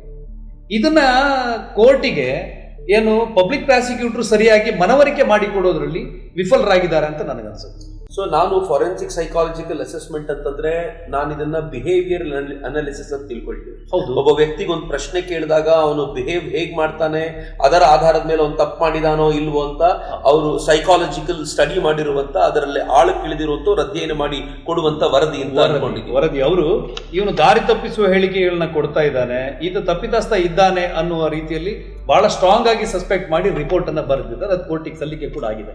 ಇಷ್ಟಾದ್ರೂ ಕೂಡ ಹೇಗೆ ಸಂತೋಷ, ಅದನ್ನ ಪಬ್ಲಿಕ್ ಪ್ರಾಸಿಕ್ಯೂಟರ್ ಸರಿಯಾಗಿ ಕನ್ವಿನ್ಸ್ ಮಾಡಬೇಕು, ಜಡ್ಜಸ್ ಟೇಬಲ್ಗೆ ಅದನ್ನ ಮನವರಿಕೆ ಮಾಡಿಕೊಡ್ಬೇಕು. ಇಲ್ಲಿ ಪರ ಮತ್ತೆ ವಿರೋಧದ ಎರಡೂ ವ್ಯವಸ್ಥೆಯನ್ನ, ವಕೀಲರನ್ನ, ಪಬ್ಲಿಕ್ ಪ್ರಾಸಿಕ್ಯೂಟರ್ ಮತ್ತೆ ಅವರೆಲ್ಲ ಸೇರಿ ಸಿಂಡಿಕೇಟ್ ಆಗಿ ಕ್ಲಬ್ ಆಗಿ ಒಂದು ಧಾರ್ಮಿಕ ಶ್ರದ್ಧಾ ಕೇಂದ್ರದ ವಿರುದ್ಧ ಇದು ಪ್ರತಿಯೊಬ್ಬರು ಮಾಡುವಂತ ಆರೋಪ ವಸಂತ. ಐ ಆಮ್ ಸಾರಿ, ನೀವು ತುಂಬಾ ತಿಳ್ಕೊಂಡಿರೋರು, ಬಟ್ ಟೆಲ್ ಮಿ, ಪ್ರತಿಯೊಬ್ಬ ವಿರೋಧಿಗಳು ಕೂಡ ಇದು ಆರೋಪ ಮಾಡೋದಿಲ್ವಾ? ಪಬ್ಲಿಕ್ ಪ್ರಾಸಿಕ್ಯೂಟರ್ ಮತ್ತು ಇವರು ಒಂದಾಗ್ಬಿಟ್ಟಿದ್ದಾರೆ, ಹಿಂಗಾಗಿ ಶಿಕ್ಷೆ ಆಗ್ಲಿಲ್ಲ, ಮತ್ತೊಂದಾಗ್ಲಿಲ್ಲ ಅಂತ. Don't you think so? Sir, ಇದಕ್ಕೆ ಏನು ಹೋರಾಟಗಾರರನ್ನ ನಾವು ಮಾತಾಡಿದಾಗ ನಮ್ಮ ಕೋಟಿ ಗಟ್ಟಲೆ ಖರ್ಚಾಗಿದೆ ಅಂತ ಅವ್ರು ಹೇಳ್ತಾರೆ. ಏನಕ್ಕೆ ಸರ್ ಇದು ಕೋಟಿಗಟ್ಟಲೆ ಖರ್ಚು ಮಾಡ್ಬೇಕು? ಇವರು CBI ವಕೀಲರಿಗೆ ಸಂಬಳ ಕೊಡುವಂಥದ್ದು ಸರ್ಕಾರ, ಏನು ಪಬ್ಲಿಕ್ ಪ್ರಾಸಿಕ್ಯೂಟರ್ಗೆ ದುಡ್ಡು ಕೊಡಬೇಕಾದದ್ದು ಸರ್ಕಾರ, ಇವರಲ್ಲ. ಇವರು ಅಷ್ಟಾಗಿಯೂ ಸೌಜನ್ಯ ಎನ್ನುವ ಸಂತ್ರಸ್ತೆಯ ಕುಟುಂಬದವರು ಯಾಕೆ CBI ವಕೀಲರಿಗೆ ದುಡ್ಡು ಕೊಡಬೇಕು? ನಮ್ಮ ಕೋಟಿಗಟ್ಟಲೆ ಖರ್ಚು ಆಗಿದೆ. ಸಂತೋಷ್ ರಾವ್ಗಾದ್ರೆ ಸಂತೋಷ್ ರಾವ್ ಕಡೆಯವರು ಖರ್ಚು ಮಾಡಬೇಕು, ಅದನ್ನ ಪ್ರಭಾವಶಾಲಿಗಳೊಬ್ರು ಖರ್ಚು ಮಾಡಿದ್ದಾರೆ, ಅವರ ಬಹಿರಂಗವಾಗಿ ಒಪ್ಕೊಂಡಿದ್ದಾರೆ ಮೀಡಿಯಾದಲ್ಲಿ. ಅವನಿಗೆ ಬೇಲ್ ಕೊಡಿಸಿದ್ದು ನಾನೇ, ಅವ್ನು ಬಿಡಿಸ್ಕೊಂಡು ಬಂದಿದ್ದು ನಾನೇ, ಅವ್ನು ವಕೀಲರಿಗೆ ದುಡ್ಡು ಕೊಟ್ಟಿದ್ದು ನಾನೇ ಅಂತೇಳಿ ಅವರು ಹೇಳಿದ್ದಾರೆ. ಸರಿ, ಇವರಿಗೇನಕ್ಕೆ ಕೋಟಿಗಟ್ಟಲೆ ಖರ್ಚಾಗುತ್ತೆ ಈ ಪ್ರಕರಣದಲ್ಲಿ ಅಂತ ಹೇಳಿದರೆ, ಇದರಲ್ಲಿ ದೊಡ್ಡ ಮಟ್ಟದಲ್ಲಿ ಒಂದು ಭ್ರಷ್ಟಾಚಾರ ನಡೆದಿದೆ. ಇದರಿಂದ ದೊಡ್ಡ ಮಟ್ಟದ ಒಂದು ಫಂಡ್ ಫ್ಲೋ ಇದೆ. ಅದು ಎಲ್ಲಿಂದು, ಯಾವ ಮೂಲದ್ದು, ಯಾಕೆ ಬರುತ್ತೆ ಅನ್ನೋದು ಇನ್ನಷ್ಟೇ ಜನರಿಗೆ ಗೊತ್ತಾಗ್ತದೆ. ಧರ್ಮಸ್ಥಳಕ್ಕಿಂತ ಪ್ರಭಾವಿಯಾದವರು ಮತ್ತೊಬ್ಬಿದ್ದಾರೆ ಸರ್. ಧರ್ಮಸ್ಥಳ ಇಡೀ ಒಂದು ಕರಾವಳಿಯನ್ನ ಕಟ್ಟಿ ನಿಲ್ಲಿಸಿರುವಂತ ಒಂದು ಧಾರ್ಮಿಕ ಶ್ರದ್ಧಾ ಕೇಂದ್ರ. ನಿಮಗೆ ನಮ್ಮ ಇಡೀ ಕರಾವಳಿ ಭೂತಾರಾಧನೆಯ ಫೌಂಡೇಶನ್ ಮೇಲೆ ನಿಂತಿರುವಂಥದ್ದು. ನಮ್ಮ ಎಲ್ಲ ಆ ದೈವಸ್ಥಾನಗಳ ಏನು ಹೆಡ್ ಆಫೀಸ್ ಸುಪ್ರೀಂ ಕೋರ್ಟ್ ಇದ್ರೆ ಧರ್ಮಸ್ಥಳ. ಇಲ್ಲಿ ದೈವ ದರ್ಶನದಲ್ಲಿ ಹೇಳೋದು ನನ್ನ ಒಡೆಯನಲ್ಲಿಗೆ, ನನ್ನ ಏನು ಕುಟುಂಬದಪುರಕ್ಕೆ ಅಂತ ಹೇಳುವಂಥದ್ದು. ಪಂಜುರ್ಲಿ ಘಟ್ಟದಿಂದ ಬಂದಾಗ ಮೊದಲು ಬರೋದು ಧರ್ಮಸ್ಥಳಕ್ಕೆ ಅನ್ನೋ ಉಲ್ಲೇಖಗಳಿವೆ. ಅಂದ್ರೆ ಧಾರ್ಮಿಕ ನಂಬಿಕೆಗಳು, ಜಾನಪದೀಯ ನಂಬಿಕೆಗಳು ಅಂತ ಹೇಳಿದ್ರೆ, ಧರ್ಮಸ್ಥಳ ಎನ್ನುವಂತಹ ಒಂದು ಶ್ರದ್ಧಾ ಕೇಂದ್ರದ ಶ್ರದ್ಧೆಯನ್ನ ಕೆಡಿಸಿದ್ರೆ ಅಲ್ಲಿ ಶಕ್ತಿ ಇಲ್ಲ, ಅಲ್ಲಿ ಎನರ್ಜಿ ಇಲ್ಲ, ಅಲ್ಲಿ ಪವರ್ ಇಲ್ಲ ಅಂತೇಳಿ ಹೇಳಿ ಅದರಲ್ಲಿ ಇವರು ಸಫಲರಾದ್ರೆ ಇಡೀ ಕರಾವಳಿಯ ಏನು ಆ ಧಾರ್ಮಿಕ ನಂಬಿಕೆಯನ್ನ ಚದುರಿಸಬಹುದು ಎನ್ನುವ ಉದ್ದೇಶ ಇಟ್ಕೊಂಡು ಮತ್ತೆ ಬೇರೆ ಬೇರೆ ಕಾರಣಕ್ಕೆ ಸರ್ ಇದರಿಂದ ದೊಡ್ಡ ಒಂದು ಸಂಚು ನಡೀತದೆ. ಇದು ಒಂದೆರಡು ಸಾರಿ ಅಲ್ಲ.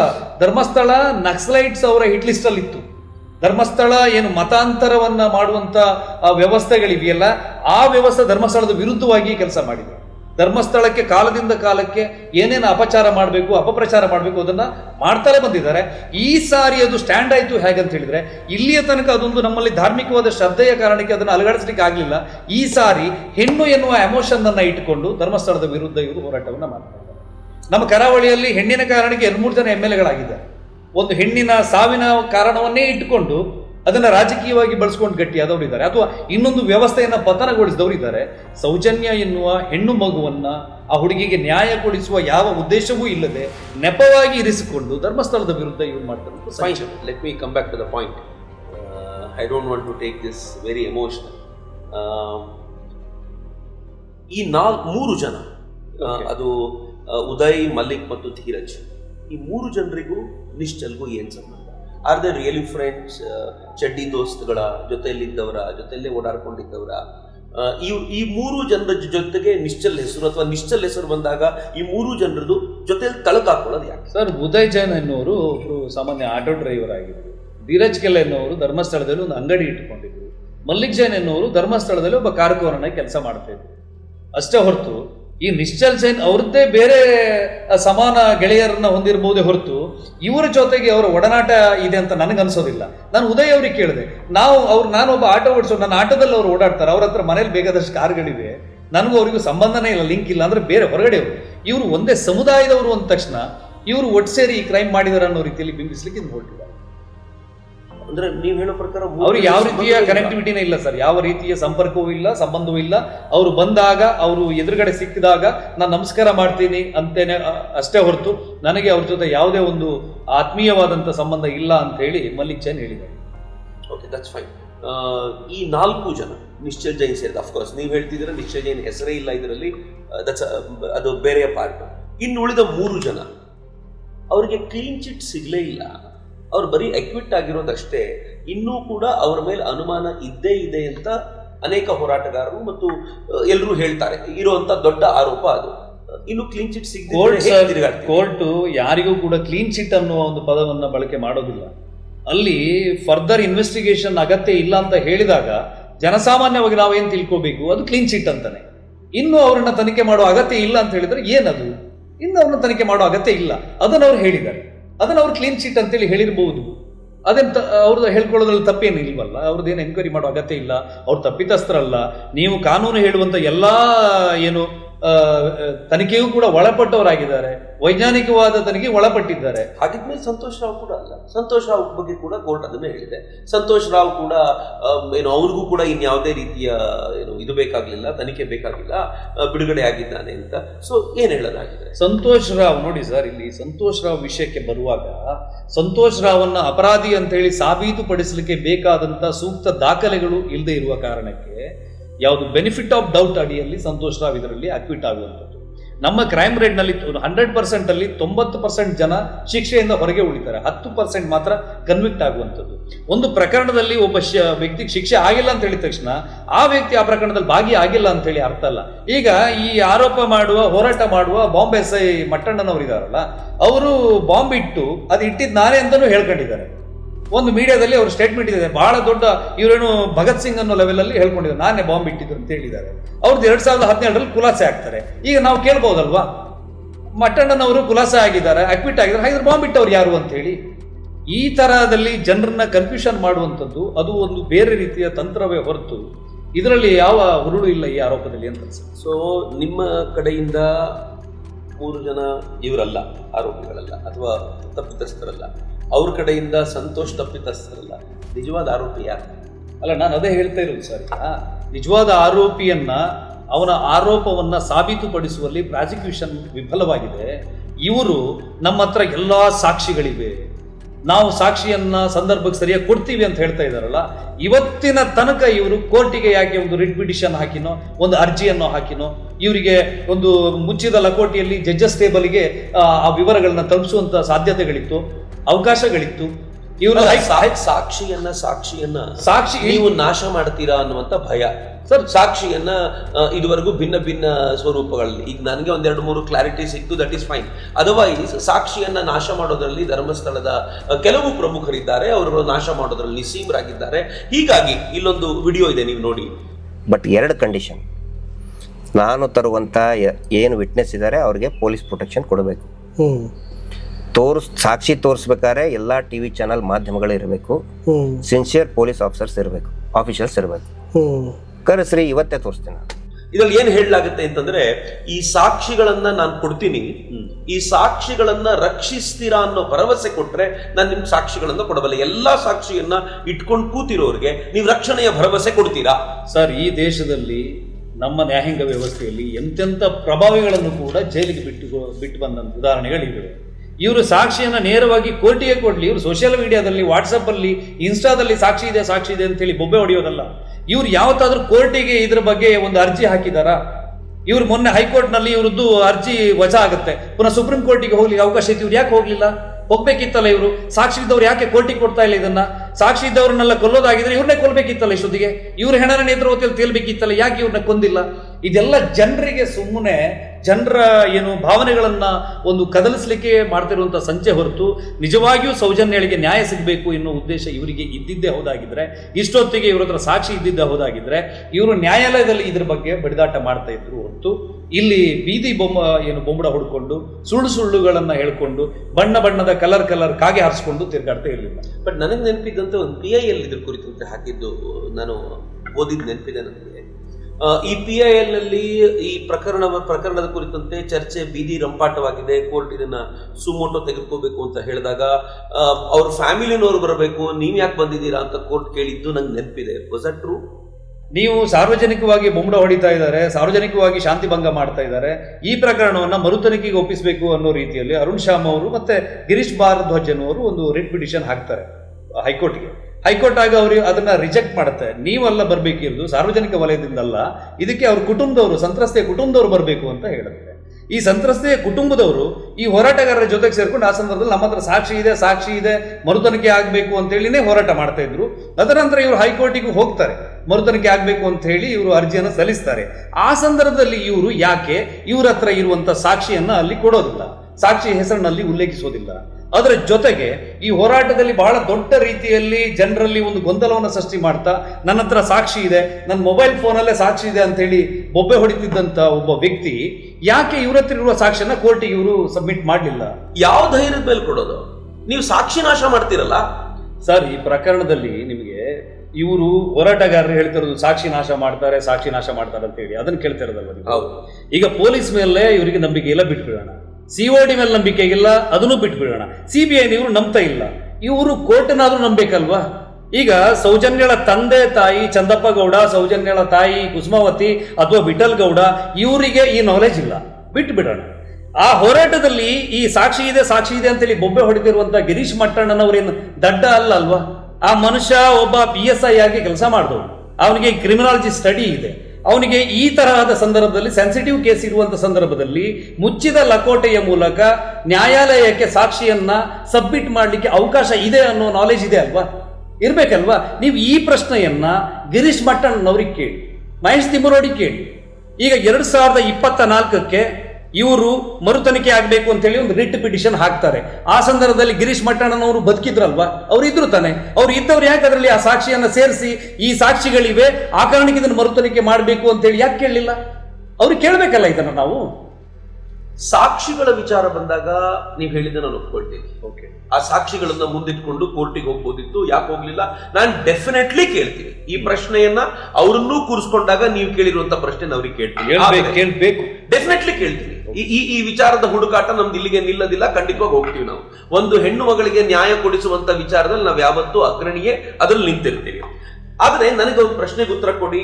ಕೆಲವು ಪ್ರಶ್ನೆಗಳನ್ನ ಹೋರಾಟಗಾರರು ಕೇಳಿದ್ದಾರೆ, ಬೇರೆ ಬೇರೆ ಬೇರೆ ಬೇರೆ ಯೂಟ್ಯೂಬರ್ಸ್ ಕೇಳಿದ್ದಾರೆ. ಸಾಕ್ಷಿಗಳನ್ನ ನೀವು ಸಾಯಿಸೋದಿಲ್ವಾ ಅನ್ನೋ ಪ್ರಶ್ನೆ ಬಂದಾಗ, ರವಿ ಪೂಜಾರಿಯ ಆತ್ಮಹತ್ಯೆಯ ಹಿಂದೆ, ದಿನೇಶ್ ಗೌಡನ ಆಕ್ಸಿಡೆಂಟ್ ನ ಹಿಂದೆ, ಹರೀಶ್ ಮಡಿವಾಳನ ಆಕ್ಸಿಡೆಂಟ್ ನ ಹಿಂದೆ ಗೋಪಾಲ್ ಕೃಷ್ಣ ಅನ್ನೋ ಒಬ್ಬನಿಗೆ ಸ್ಲೋ ಪಾಯ್ಸನ್ ಕೊಟ್ಟು ಕೊಂದಿದ್ದಾರೆ, ಇವರೆಲ್ಲರೂ ಸಾಕ್ಷಿಗಳಾಗಿದ್ರು, ಇವ್ರನ್ನೆಲ್ಲ ಕೊಲ್ಲಲಾಗಿದೆ ಅಂತ ಹೇಳ್ತಾರೆ. ಏನ್ ಹೇಳ್ತೀರಿ ಇದಕ್ಕೆ? ಸರ್ ನೋಡಿ, ಧರ್ಮಸ್ಥಳದಲ್ಲಿ ಯಾರು ಸತ್ರು ಅವರು ಸಾಕ್ಷಿಗಳಾಗಿದ್ರು, ಹಾಗಾಗಿ ಅವ್ರನ್ನ ಕೊಲ್ಲಲಾಗಿದೆ ಅಂತ ಹೇಳಿ ಆರೋಪ ಮಾಡೋದು ಈಗ ಹೋರಾಟಗಾರರಿಗೆ ಸಹಜವಾಗಿ ಬಿಟ್ಟಿದೆ. ದುರದೃಷ್ಟಕ್ಕೆ ಇತ್ತೀಚೆಗೆ ವಸಂತ್ ಬಂಗೇರು ತೀರ್ಕೊಂಡ್ರು. ಅವರು ಸಹ ಕೆಲವು ಹೇಳಿಕೆಗಳನ್ನು ಕೊಟ್ಟಿದ್ರು, ಶಾಸಕರಾಗಿದ್ದವರು. ಅವರದ್ದು ಕೊಲೆ ಅಂತ ಹೇಳಿದಿರೋದು ನಮ್ಮ ಅದೃಷ್ಟ ಅಂತ ಅನ್ಕೋತೀನಿ. ನಿಮಗೆ ಇಲ್ಲಿ ದಿನೇಶ್ ಗೌಡ ಅನ್ನುವಂಥ ವ್ಯಕ್ತಿ ಬೆಳಾಲ್ನವನು ಆಕ್ಸಿಡೆಂಟ್ ಆಗಿ, ನ್ಯಾಚುರಲ್ ಆಗಿ ಆಕ್ಸಿಡೆಂಟ್ ಅಲ್ಲಿ ಸಾಯ್ತಾನೆ. ಅದನ್ನ ಕೊಲೆ ಅಂತ ಹೇಳಿ ಇವ್ರು ಅಲಿಗೇಷನ್ ಮಾಡ್ತಾರೆ. ಅಲ್ಲಿ ಹೋಗಿ ತನಿಖೆಯನ್ನ ಮಾಡಿ ಅದು ರಾಂಗ್ ಸೈಡಿಗೆ ಹೋಗಿ ಆ ಜೀಪಿಗೆ, ಬೊಲೆರೋ ಗಾಡಿಗೆ ಆಕ್ಸಿಡೆಂಟ್ ಆಗಿ ಸತ್ತಿರೋದು ಸಾಬೀತಾಗ್ತದೆ. ತನಿಖೆ ಆಗಿದೆ, ಅದು ನ್ಯಾಚುರಲ್ ಆಗಿ ಆಕ್ಸಿಡೆಂಟ್ ಆಗಿರೋದು ಅಂತ ಹೇಳಿ ಸಾಬೀತಾಗಿರುವಂಥದ್ದು. ಇನ್ನೊಂದು, ಹರೀಶ್ ಮಡಿವಾಳ ಸ್ನಾನಘಟ್ಟದಲ್ಲಿ ಸಂತೋಷ್ ರಾವನ್ನ ನೋಡಿದಂಥವನು ಅಂತ ಹೇಳಿ ಅವನನ್ನು ಸಾಕ್ಷಿಯಾಗಿ ತಗೊಂಡಿಲ್ಲ. ಸಾಕ್ಷಿ ಆಗಿದ್ರೆ ಅವನು ಈ ಪ್ರಕರಣದಲ್ಲಿ ಫೇವರ್ ಆಗಿ ಸಾಕ್ಷಿ ಆಗ್ತಾ ಇದ್ದ. ಆಮೇಲೆ ರವಿ ಪೂಜಾರಿ ಅನ್ನೋನು ಸಂತೋಷ್ ರಾವನ್ನ ಬಾಹುಬಲಿ ಬೆಟ್ಟದಿಂದ ಹಿಡ್ಕೊಂಡು ಬಂದವರಲ್ಲಿ ಒಬ್ಬ, ಆ ಸಂದರ್ಭದಲ್ಲಿ ಇರುವಂಥವನು. ಅವನು ಸ್ನಾನಘಟ್ಟದಲ್ಲಿ ಆತ್ಮಹತ್ಯೆ ಮಾಡಿಕೊಂಡು, ಅರ್ಲಿ ಮಾರ್ನಿಂಗ್ ಆತ್ಮಹತ್ಯೆ ಮಾಡಿಕೊಂಡು ಸಾಯುವಂಥದ್ದು. ಅವನು ಸಹ ಸಾಕ್ಷಿ, ಸಂತೋಷ್ ರಾವನ ಕುರಿತಾದ ಸಾಕ್ಷಿ ಹೇಳುವವನಾಗಿದ್ದ. ಅವನು ಏನು ಹೋರಾಟಗಾರರ ಪರವಾದ ಸಾಕ್ಷಿ ಹೇಳುವವನಾಗಿರ್ಲಿಲ್ಲ. ಒಟ್ಟಾರೆ ಇಲ್ಲಿ ಜನರಿಗೆ ಕನ್ಫ್ಯೂಷನ್ ಮಾಡೋದು, ಯಾರಾದ್ರೂ ಈ ಪ್ರಕರಣದಲ್ಲಿ ಇದ್ದವರು ಸತ್ತೋಗ್ಬಿಟ್ರೆ, 13 ವರ್ಷದಲ್ಲಿ ಸತ್ತೋಗ್ಬಿಟ್ರೆ, ಇವರು ಸಾಕ್ಷಿ ಹೇಳ್ತಾ ಇದ್ರು, ಅವರು ಕೊನೆಗೆ ಸತ್ಯ ಹೇಳ್ತಾ ಇದ್ರು, ಅವರು ಕೊನೆಗೆ ಮಾನಸಿಕವಾಗಿ ಬಹಳ ನೊಂದ್ಕೊಂಡಿದ್ರು, ಅವ್ರು ಇವರಲ್ಲಿ ಹೇಳ್ಕೊಂಡಿದ್ರು, ನಾನು ತಪ್ಪು ಮಾಡಿದೆ ಅಂತ ಹೇಳ್ಕೊಂಡಿದ್ರು. ಸಾಕ್ಷಿ ಹೇಳ್ತಾನೆ ಅನ್ನುವಾಗ ಅವನ್ನ ಕೊಂದ್ಬಿಟ್ರು ಅನ್ನೋ ರೀತಿಯಲ್ಲಿ ಕಟ್ಟುಕತೆಗಳನ್ನ ಇವರೇ ಹಬ್ಬಿಸಿ ಬಿಡ್ತಾ ಇರೋದು. ಇನ್ನು ನೀವು ಹೇಳಿದಾಗೆ ಆ ಗೋಪಾಲ ಯಾರು, ಆ ಕೃಷ್ಣ ಭಗವಂತನೇ ಹೇಳ್ಬೇಕು, ನಮ್ಗೆ ಗೊತ್ತಿಲ್ಲ. ಈ ತರ 100 ಹೆಸರುಗಳನ್ನ ಇನ್ನು ಮುಂದೆ ಅವ್ರು ಹೇಳ್ಬಹುದೇನೋ. ಯಾರೋ ಸಾಕ್ಷಿಗಳು ಹೆಣವಾಗಿ ಬಿದ್ರು ಬೇರೆ ಪ್ರಶ್ನೆ, ಆದ್ರೆ ನಿರಂತರವಾಗಿ, ಅದು ಮೊನ್ನೆ ಇತ್ತೀಚೆಗೆ ವೈರಲ್ ಆಗಿರುವಂತ ವಿಡಿಯೋದಿಂದ ಹಿಡಿದು ಕಳೆದ 8-10 ವರ್ಷಗಳಲ್ಲಿ ಇರುವಂತ ಒಂದು ಆರೋಪ, ಅದೇನು ಅಂತಂದ್ರೆ ಇಲ್ಲಿ ಹೆಣ್ಣು ಮಕ್ಕಳ ಶವ ಸಿಗೋದು ಸರ್ವೇ ಸಾಮಾನ್ಯವಾಗಿತ್ತು.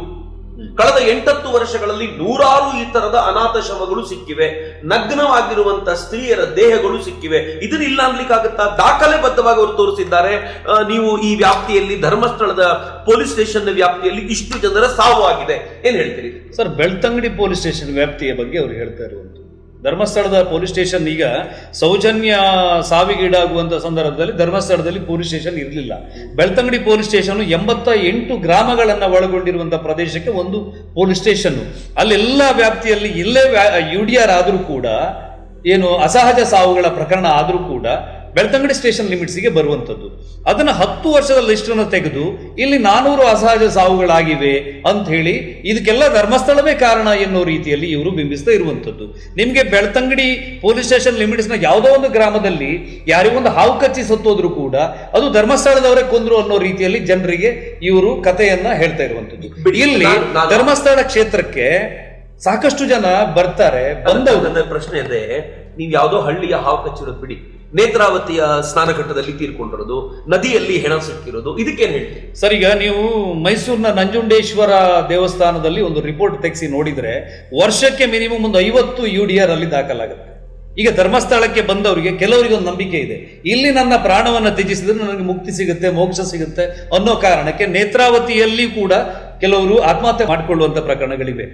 ಆಮೇಲೆ ಧರ್ಮಸ್ಥಳದಲ್ಲಿ ರೂಮ್ಗಳು ಸಿಗ್ತವಲ್ಲ, ಇಲ್ಲಿ ಕೆಲವು ಪ್ರೇಮಿಗಳು ಆತ್ಮಹತ್ಯೆ ಮಾಡಿಕೊಂಡಿರುವಂತ ಪ್ರಕರಣಗಳಿವೆ. ಮದುವೆ ಆಗ್ಲಿಕ್ಕೆ ಮನೆಯಲ್ಲಿ ಅಬ್ಜೆಕ್ಷನ್ ಆಗಿರುತ್ತೆ, ಅವರಿಗೆ ಒಟ್ಟಾರೆ ಬದುಕಲಿಕ್ಕೆ ಅವಕಾಶ ಇರೋದಿಲ್ಲ. ಆ ಸಂದರ್ಭದಲ್ಲಿ ಧರ್ಮಸ್ಥಳಕ್ಕೆ ಬಂದು ದೇವರ ದರ್ಶನ ಮಾಡಿ ಅಲ್ಲಿ ಸಿಗುವಂತ ರೂಮ್ಗಳಲ್ಲಿ ಹೋಗಿ ಸುಸೈಡ್ ಮಾಡ್ಕೊಂಡಿರುವಂತ ಪ್ರಕರಣ ಇದೆ. ಈ ತರಹದಲ್ಲಿ ನದಿಗೆ ಸ್ನಾನಕ್ಕೆ ಹೋದಾಗ ಕಾಲು ಜಾರಿಯೋ ಹೇಗೋ ಸತ್ತಿರುವಂತ ಪ್ರಕರಣ ಇದೆ. ಇದೆಲ್ಲವನ್ನ ಕೂಡ ಧರ್ಮಸ್ಥಳದವರು ನದಿಗೆ ಹಾಕಿ ಅವ್ರನ್ನ ಕೊಂದ್ರು. ಇಲ್ಲಿ ಮಹಿಳೆಯರ ಬೆತ್ತಲ ದೇಹಗಳು ಸಿಗ್ತಾ ಇವೆ. ಸೌಜನ್ಯ ಅವರ ತಾಯಿ ಒಂದು ಕಡೆ ಹೇಳ್ತಾರೆ, ಆ ಕಾಡುಗಳಲ್ಲೆಲ್ಲ ಹುಡುಕ್ಲಿಕ್ಕೆ ಹೋದಾಗ ಅಲ್ಲೆಲ್ಲ ಮನುಷ್ಯನ ತಲೆಬುರುಡೆಗಳೆಲ್ಲ ರಾಶಿ ರಾಶಿ ಬಿದ್ದಿತ್ತು. ಈ ತರಹ ಸುಳ್ಳು ಸುಳ್ಳು ಕಥೆಗಳನ್ನೆಲ್ಲ ಹೇಳಿದ್ರು. ಇದಕ್ಕೆಲ್ಲ ಎಲ್ಲಿಂದ ಸಾಕ್ಷಿ ಕೊಡ್ತಾರೆ ಅವರು? ಇದನ್ನ ಅವ್ರು ಹೇಳ್ಬೇಕಲ್ಲ. ಈಗ ತಲೆಬುರುಡೆ ಬಿದ್ದಿದ್ರೆ ಯಾರು ತಗೊಂಡು ಹೋದ್ರ ಅದೀಗ ತೋರಿಸ್ಬೇಕಲ್ಲ ಅವ್ರೀಗ. ಈಗ 10 ವರ್ಷದ ಈಚೆಗೆ ಧರ್ಮಸ್ಥಳದಲ್ಲಿ ಪೊಲೀಸ್ ಸ್ಟೇಷನ್ ಆಗಿರೋದು. ಈಗ ಸೌಜನ್ಯ ಪ್ರಕರಣ ಆಗಿರುವಾಗ ಧರ್ಮಸ್ಥಳದಲ್ಲಿ ಪೊಲೀಸ್ ಸ್ಟೇಷನ್ ಆಗಿಲ್ಲ. ಈಗ ಧರ್ಮಸ್ಥಳ ಪೊಲೀಸ್ ಸ್ಟೇಷನ್ ಅಲ್ಲಿ ಆಗಿರುವಂತಹ UDR ರಿಪೋರ್ಟ್ ಅನ್ನು ತೆಗೆದು 1 ವರ್ಷದ ರಿಪೋರ್ಟ್ ಅನ್ನು ತೆಗೆದು ಜನರ ಮುಂದೆ ತೋರಿಸಬೇಕು. ಸರ್, ನಾನು ಈ ಒಂದೆರಡು ಏನೋ ಜನರಲ್ ಹತ್ಯೆಗಳ ಬಗ್ಗೆ ಅಥವಾ ಸಹಜ ಸಾವು, UDR ಅಂತ ನೀವು ಹೇಳೋದಾರ ಅದನ್ನ ಸಹಜ ಸಾವು ಅಂತಾನೆ ತಗೊಳ್ತೀನಿ, ಅದು ಅನ್ಯಾಚುರಲ್ ಡೆತ್ ಅಂತ ತಗೊಳ್ತೀನಿ. ಆದ್ರೆ ಆನೆ ಮಾವುತ ನಾರಾಯಣ ಮತ್ತು ಅವನ ಸೋದರಿ ಯಮುನಾಳ ಹತ್ಯೆ ಇರ್ಬೋದು, ಪದ್ಮಲತಾ ಹತ್ಯೆ ಇರ್ಬೋದು, ಹೆರಳೆ ಮಾಸ್ಟರ್ ಅಥವಾ ವೇದವಲ್ಲಿಯ ಸಾವಿನ ಕಥೆ ಇರ್ಬೋದು, ಅಥವಾ ಒಂದು ಬ್ಯಾಂಕ್ ಮ್ಯಾನೇಜರ್ ಹೆಂಡತಿಯ ಸಾವಿನ ಕುರಿತಂತೆ ಇತ್ತೀಚೆಗೆ ಏನು ವೈಭವಯುತವಾಗಿ ಎಲ್ಲರ ಮುಂದೆ ಪ್ರೆಸೆಂಟ್ ಆಗ್ಲಾಯ್ತು. ಸೊ ಇವೆಲ್ಲ ಹತ್ಯೆಗಳ ಬಗ್ಗೆ ಏನ್ ಹೇಳ್ತೀರಿ ಸರ್? ನೋಡಿ, ನಾನು ಹುಟ್ಟೇ ಇರಲಿಲ್ಲ ಈ ಪ್ರಕರಣಗಳೆಲ್ಲ ನಡೆಯುವಾಗ. ಆನೆ ಮಾವುತನ ಪ್ರಕರಣ ಸೌಜನ್ಯ ಮರ್ಡರ್ ಆದಂತ ಸಂದರ್ಭದಲ್ಲೇ ಸ್ವಲ್ಪ 20 ದಿನದ ಮೊದಲು ಆಗಿರುವಂಥದ್ದು. ಅದ್ರ ಬಗ್ಗೆ ಕೇಳಿದ್ದೀನಿ ನಾನು. ಈ ವೇದವಲ್ಲಿ, ನಾಗವಲ್ಲಿ, ಈ ಕಥೆಗಳೆಲ್ಲ ನನಗೆ ಗೊತ್ತಿಲ್ಲ. ಯಾಕಂದ್ರೆ ನಾವು ಹೋಗಿರೋದು ಸೌಜನ್ಯ ಪ್ರಕರಣದ ಬಗ್ಗೆ ಸತ್ಯಶೋಧನ ವರದಿ ಮಾಡಲಿಕ್ಕೆ. ಇವರು ಈ ಪ್ರಕರಣದಲ್ಲೇ ದಿನ ಬೆಳಗಾದ್ರೆ ಹೊಸ ಹೊಸ ಕಥೆಗಳನ್ನ ಸೃಷ್ಟಿ ಮಾಡ್ತಾರೆ. ಈ ಕಥೆಗಳನ್ನು ಹುಟ್ಟಾಕೋದು ಬಹಳ ಸುಲಭ. ಅದರ ಮೂಲ ಏನು, ಅದರ ಹಿನ್ನೆಲೆ ಏನು, ಅದರ ಸತ್ಯಾಸತ್ಯತೆ ಏನು ಅಂತ ಹೇಳಿ ನಾವು ಡಿಗ್ ಮಾಡ್ತಾ ಹೋದಾಗ ಇದೊಂದು ಸುಳ್ಳು ಕಥೆ ಅಂತೇಳಿ ನಮ್ಗೆ ಗೊತ್ತಾಗುತ್ತೆ. ನಾವು ಜನರ ಮುಂದೆ ಇದು ಹಿಂಗಿದೆ ಅಂತ ಹೇಳ್ತೀವಿ. ಮರು ದಿವಸ ಬೆಳಗ್ಗೆದ್ದು ನೋಡುವಾಗ ಇನ್ನೊಂದು ಕಥೆಯವರು ಸೃಷ್ಟಿ ಮಾಡಿ ಬಿಡ್ತಾರೆ. ಅದ್ರ ಬಗ್ಗೆ ಮಾತಾಡೋದು ವೇಸ್ಟ್ ಅಂತ ನನಗನ್ಸುತ್ತೆ. ಅಲ್ಲ, ಬಟ್ ಆನೆ ಮಾವುತನ ಕಥೆ ಅಂತೂ ಇದೆಯಲ್ಲ. ಆನೆ ಮಾವುತ ನಾರಾಯಣ ಮತ್ತು ಅವನ ಸೋದರಿ ಯಮುನಾ, ಅವ್ರದೊಂದು ಜಾಗ ಇತ್ತು. ಆ ಜಾಗವನ್ನ ಕಸಿದುಕೊಳ್ಳಿಕ್ಕೋಸ್ಕರ ಇವರು ದೊಡ್ಡ ಷಡ್ಯಂತ್ರ ಮಾಡಿದ್ರು. ಕೊನೆಗೆ ಆ ಜಾಗದಲ್ಲಿ NY ಅನ್ನುವಂತ ಹೆಸರು ಒಂದು 3 ಸ್ಟಾರ್ ಹೋಟೆಲ್ ಮಾಡಲಾಯ್ತು. ಹೀಗೆಲ್ಲ ಆರೋಪ ಇದೆ ನಿಮ್ಮ ಮೇಲೆ. ಅದಕ್ಕೇನ್ ಹೇಳ್ತೀರಾ? ಅಂಡ್ ಇಷ್ಟಕ್ಕೆ ನಿಲ್ಲದಿಲ್ಲ, ಆ ಇವನ ಸಂತೋಷನ ಬ್ಲಡ್ ಸ್ಯಾಂಪಲ್ ನ ತೆಗೆದುಕೊಳ್ಳಾಯ್ತು. ಅಲ್ಲಿ ಅವನನ್ನ ಸಿಕ್ಕಾಕ್ಸುವಂತ ಪ್ರಯತ್ನ ಮಾಡಿದ್ರು. ಒಟ್ನಲ್ಲಿ ಆ ಕೊಲೆಗೂ ಕೂಡ ತಾವು ಮಾಡಿರುವಂತ ಕೊಲೆಗೆ ಸಂತೋಷನ ಸಿಕ್ಕಾಕ್ಸುವಂತ ಪ್ರಯತ್ನ ಮಾಡಲಾಯ್ತು. ಇದಕ್ಕೆಲ್ಲ ಏನ್ ಹೇಳ್ತೀರಿ ಸರ್? ನೀವು ಅವ್ರ ತರನೇ ಮಾತಾಡ್ತಿದ್ದಾರೆ. ಇಲ್ಲಿ ಕೇಳಿ, ಈಗ ಆನೆ ಮಾವುತ ನಾರಾಯಣ ಮತ್ತೆ ಯಮುನಾ ಮರ್ಡರ್ ಆಗಿದ್ದು ಹೌದು. ಮರ್ಡರ್ ಮಾಡಿದ್ದು ಧರ್ಮಸ್ಥಳದವರು ಅಂತ ಹೇಳಿ ಇವ್ರು ಕತೆ ಕಟ್ತಾ ಇರೋದು. ಆ ಮರ್ಡರ್ ಆದಂತ ಸಂದರ್ಭದಲ್ಲಿ ಡಾಗ್ ಸ್ಕ್ವಾಡ್ ಬರುತ್ತೆ. ಆ ನಾಯಿಗಳು KSRTC ಬಸ್ ಸ್ಟ್ಯಾಂಡ್ ತನಕ ಹೋಗುತ್ತೆ. ಅನುಚೇತ್ ಅವರು ASP ಆಗಿ ಅಲ್ಲಿ ಕೆಲಸ ಮಾಡ್ತಾ ಇದ್ರು. ನಾರಾಯಣ ಮತ್ತೆ ಯಮುನಾ ಇದ್ದಂತ ವಾಸವಿದ್ದಂತ ಜಾಗ ಧರ್ಮಸ್ಥಳದವರು ಕೊಟ್ಟಿರುವಂತ ಒಂದು ಕ್ವಾರ್ಟರ್ಸ್ ಅದು. ಯಮುನಾ ಧರ್ಮಸ್ಥಳದ ಕನ್ಸ್ಟ್ರಕ್ಷನ್ ಕಂಪನಿಯಲ್ಲಿ ಕೆಲಸ ಮಾಡ್ತಿರುವ ಕಾರಣಕ್ಕೆ ಆ ನಾರಾಯಣ ಏನು ಯಮುನಾಳ ಅಣ್ಣ ಮೊದಲು ಆನೆ ಮಾವುತ ಆಗಿದ್ದಾಗ ಕೊಟ್ಟಂತ ಕ್ವಾರ್ಟರ್ಸ್ ಇಂದ ಅವನನ್ನು ಎಬ್ಬಿಸಿರ್ಲಿಲ್ಲ. ಯಾಕಂದ್ರೆ ತಂಗಿ ಕೆಲಸದಲ್ಲಿದ್ಲು, ಆನೆ ಮಾವುತ ಅದರಲ್ಲೇ ಇದ್ದ. ಅದಕ್ಕೋಸ್ಕರ ಅವರು ಅದರಲ್ಲಿ ವಾಸಸ್ಥಾನದಲ್ಲಿ ಇದ್ರು. ನಿಮಗೆ ಈಗ ದಾಖಲೆಗಳನ್ನ ಅವರು ಕತ್ಕೊಂಡು ಹೋದ್ರು ಅಂತೇಳಿ ಮೊನ್ನೆ ವೈರಲ್ ಆದ ವಿಡಿಯೋದಲ್ಲಿ ಹೇಳ್ತಾ ಇರುವಂತದಲ್ವಾ. ಚಂದಯ್ಯ ಹೆಗಡೆಯವರ ಹೆಸರಲ್ಲಿದ್ದಂತ ಜಾಗ, ಅದನ್ನ ಆನೆ ಮಾವುತ ನಾರಾಯಣನಿಗೆ ಕೊಟ್ಟಿದ್ದಾದ್ರೆ ನಿಮಗೆ ಈ ದಾಖಲೆಗಳು ರೆವಿನ್ಯೂ ಡಿಪಾರ್ಟ್ಮೆಂಟ್ ಅಲ್ಲಿ ಹೋಗಿ ನೀವು ರೆಕಾರ್ಡ್ ಅನ್ನ ತೆಗೆದು ನೋಡಿದ್ರೆ ಯಾರಿಂದ ಯಾರಿಗೆ ಬಂತು ಎನ್ನುವುದು ಇವತ್ತೂ ಕೂಡ ನಿಮಗೆ ಸಿಕ್ಕತ್ತೆ. ಅದನ್ನು ನಾವು RTC 3 RTCಯನ್ನ, ಕೈ ಬರಹದ RTCಯನ್ನ, ಆ ನಂತರದ ಭೂ ಪರಿವರ್ತನೆಗೆ ಮಾಡಿದಂಥ RTCಯನ್ನ, ಈಗ ಹೊಸ RTCಯನ್ನ, 3 RTCಯನ್ನ ನಿಮ್ಗೆ ನಾನು ಕೊಡ್ತೀನಿ, ನೀವು ಜನರಿಗೆ ಅದನ್ನು ತೋರಿಸಿ. ಇಲ್ಲಿ ಯಮುನಾ ಮತ್ತೆ ನಾರಾಯಣರ ನೆನಪಿಗೋಸ್ಕರ ಒಂದು 3 ಸ್ಟಾರ್ ಹೋಟೆಲ್ ಅನ್ನ ಕಟ್ತಾರೆ. ಒಂದು ಹಿಂದೂಗಳನ್ನ ಖುಷಿ ಮಾಡಕ್ಕಂತೇಳಿ ಆ ಹೋಟೆಲಿಗೆ ಅಯೋಧ್ಯ ಅಂತ ಹೇಳಿ ಹೆಸರಿಡ್ತಾರೆ. ಅಲ್ಲಿ N ಮತ್ತೆ Y ಅಂತೇಳಿ ಲೋಗೋ ಮಾಡ್ತಾರೆ. NY ಅಂತ ಹೇಳಿದ್ರೆ ನಾರಾಯಣ ಮತ್ತೆ ಯಮುನಾ ಅಂತೇಳಿ ಇವರು ಎಲ್ಲಾ ಮೀಡಿಯಾಗಳಲ್ಲೂ ಹೇಳಿಕೆಯನ್ನು ಕೊಟ್ಟಿದ್ದಾರೆ. ನಿಮಗೀಗ ಹೇಳ್ತೀನಿ, ಇಲ್ಲೇ ಬೆಂಗಳೂರಿನ ಮಲ್ಲೇಶ್ವರಂ ಅಲ್ಲಿ ವಯಲಿಕಾವಲ್ ಅಂತೇಳಿ ಒಂದು ಏರಿಯಾ ಇದೆ, ಅಲ್ಲಿ ಒಂದು ಅಯೋಧ್ಯ ಅಂತೇಳಿ ಒಂದು ಹೋಟೆಲ್ ಇದೆ. ನವೀನ್ ಮತ್ತೆ ಜೀವನ್ ಅಂತೇಳಿ ಸಹೋದರರಿಬ್ಬರು ಹೋಟೆಲ್, 15 ವರ್ಷದ ಹಿಂದಿನಿಂದಲೂ ಕೂಡ ಆ ಹೋಟೆಲ್ ಇತ್ತು. ಆ ಹೋಟೆಲ್ನ ಲೋಗೋದಲ್ಲಿ NJ ಅಂತ ಹೇಳಿ ಇದೆ. ಅದೇ ರೀತಿಯಲ್ಲಿ ಅವರಲ್ಲಿ ಒಂದು ಹೋಟೆಲ್ ಮಾಡಿದ್ದಾರೆ, ಅದರಲ್ಲಿ NJ ಅಂತೇಳಿ ಏನು ಅವರ ಲೋಗೋನ ಬಳಸ್ಕೊಂಡಿದ್ದಾರೆ. ಇಲ್ಲಿ ಹಸಿ ಸುಳ್ಳನ್ನ ಸೃಷ್ಟಿ ಮಾಡಿ ಬಿಡ್ತಾರೆ ಅನ್ನೋದಕ್ಕೆ ಇದಕ್ಕಿಂತ ಒಂದು ಗಟ್ಟಿಯಾದಂತ ಯಾವ ಆಧಾರವೂ ಬೇಡ ಅಂತ ನನಗನ್ಸುತ್ತೆ. ಬ್ಲಡ್ ಸ್ಯಾಂಪಲ್ ನ ಕಥೆ ಇನ್ನು ಬ್ಲಡ್ ಸ್ಯಾಂಪಲ್ ಒಂದು ಕ್ರೈಮ್ ನಡೆದಂತ ಸಂದರ್ಭದಲ್ಲಿ, ಅದರ ಮುಂದಿನ ದಿನದಲ್ಲಿ ಬೇರೆ ಕ್ರೈಮ್ ನಡೆದಾಗ ಪೊಲೀಸರು ಆ 2 ಅಪರಾಧಗಳಲ್ಲಿ ಒಂದೇ ಅಪರಾಧಿ ಭಾಗಿಯಾಗಿರಬಹುದಾ ಎನ್ನುವಂತಹ ಒಂದು ಅನುಮಾನದ ಮೇರೆಗೆ ತನಿಖೆಯನ್ನ ಮಾಡ್ತಾರೆ. ಕೋರ್ಟಿಗೆ ಅರ್ಜಿಯನ್ನ ಹಾಕಿ ಸಂತೋಷ್ ರಾವ್ ಬೆಳ್ತಂಗಡಿ ಕೋರ್ಟಿಗೆ ಆತನನ್ನ ಸಬ್ಮಿಟ್ ಮಾಡಿದಾಗ ಡಾಕ್ಟರ್ ಹೋಗಿ ಅವನ ಬ್ಲಡ್ ಸ್ಯಾಂಪಲ್ ನ ತಗೊಂಡು ಬಂದು ಅಲ್ಲಿ ನಾರಾಯಣನ ಮರ್ಡರ್ ಆದಾಗ ಏನು ಆ ಕಲ್ಲಿನಲ್ಲಿ ಬ್ಲಡ್ ಸ್ಯಾಂಪಲ್ ಇದೆಯಲ್ಲ ಅದನ್ನ ಮ್ಯಾಚ್ ಮಾಡಿ ನೋಡ್ತಾರೆ, ಅದರಲ್ಲಿ ನೆಗೆಟಿವ್ ಬರುತ್ತೆ, ಆ ಪ್ರಕರಣ ಅಲ್ಲಿ ಬಿಟ್ಟು ಬಿಡ್ತಾರೆ. ನೇರವಾಗಿ ನಿಮ್ಮನ್ನು ಕೇಳಬೇಕು, ಸಂತೋಷನ್ನ ಅಪರಾಧಿ ಅಂತ ಪ್ರೂವ್ ಮಾಡಬೇಕು ಅಂತ ಆಸಕ್ತಿ ಇದೆಯಾ ಸರ್? ಸಂತೋಷನ್ನ ಅಪರಾಧಿ ಅಂತೇಳಿ ನಾವು ಪ್ರೂವ್ ಮಾಡಬೇಕು ಅಂತೇಳಿ ಹೇಳೋದಲ್ಲ. ಪೊಲೀಸರು ಹೇಳಿದ್ದಾರೆ, ತಕ್ಷಣ ಅದನ್ನು COD ಕೊಟ್ಟರು. COD ಚಾರ್ಜ್ ಶೀಟ್ ಹಾಕಿದೆ. ಇದರಲ್ಲಿ COD ಏನು ಯಾವ್ಯಾವ ಅಧಿಕಾರಿಗಳಿದ್ರು ಅಂತ ಹೇಳಿ ನಿಮ್ಗೆ ಗೊತ್ತಿರಬಹುದು. ರುದ್ರಮುನಿ ಬಹಳ ಒಬ್ಬ ಒಳ್ಳೆಯ ಅಧಿಕಾರಿಯಾಗಿ ಹೆಸರು ಪಡ್ಕೊಂಡವರು. ಅವರು ನಿರಂತರವಾಗಿ ಎಲ್ಲ ಸಾಕ್ಷ್ಯಗಳನ್ನು ವಿಚಾರಣೆ ಮಾಡಿ ಅವನ ಮೇಲೆ ದೋಷಾರೋಪಣೆ ಪಟ್ಟಿಯನ್ನು ಸಲ್ಲಿಸ್ತಾರೆ. ಅದು ಸರಿ ಇಲ್ಲ ಅಂತೇಳಿ ಪ್ರತಿಭಟನೆ ಮಾಡಿ CBIನ ಕರ್ಕೊಂಡು ಬರ್ತಾರೆ. CBI ಕೂಡ ಅದೇ ರೀತಿ ಅವನೇ ಅಪರಾಧಿ ಅಂತ ಹೇಳಿ ಹೇಳ್ತದೆ.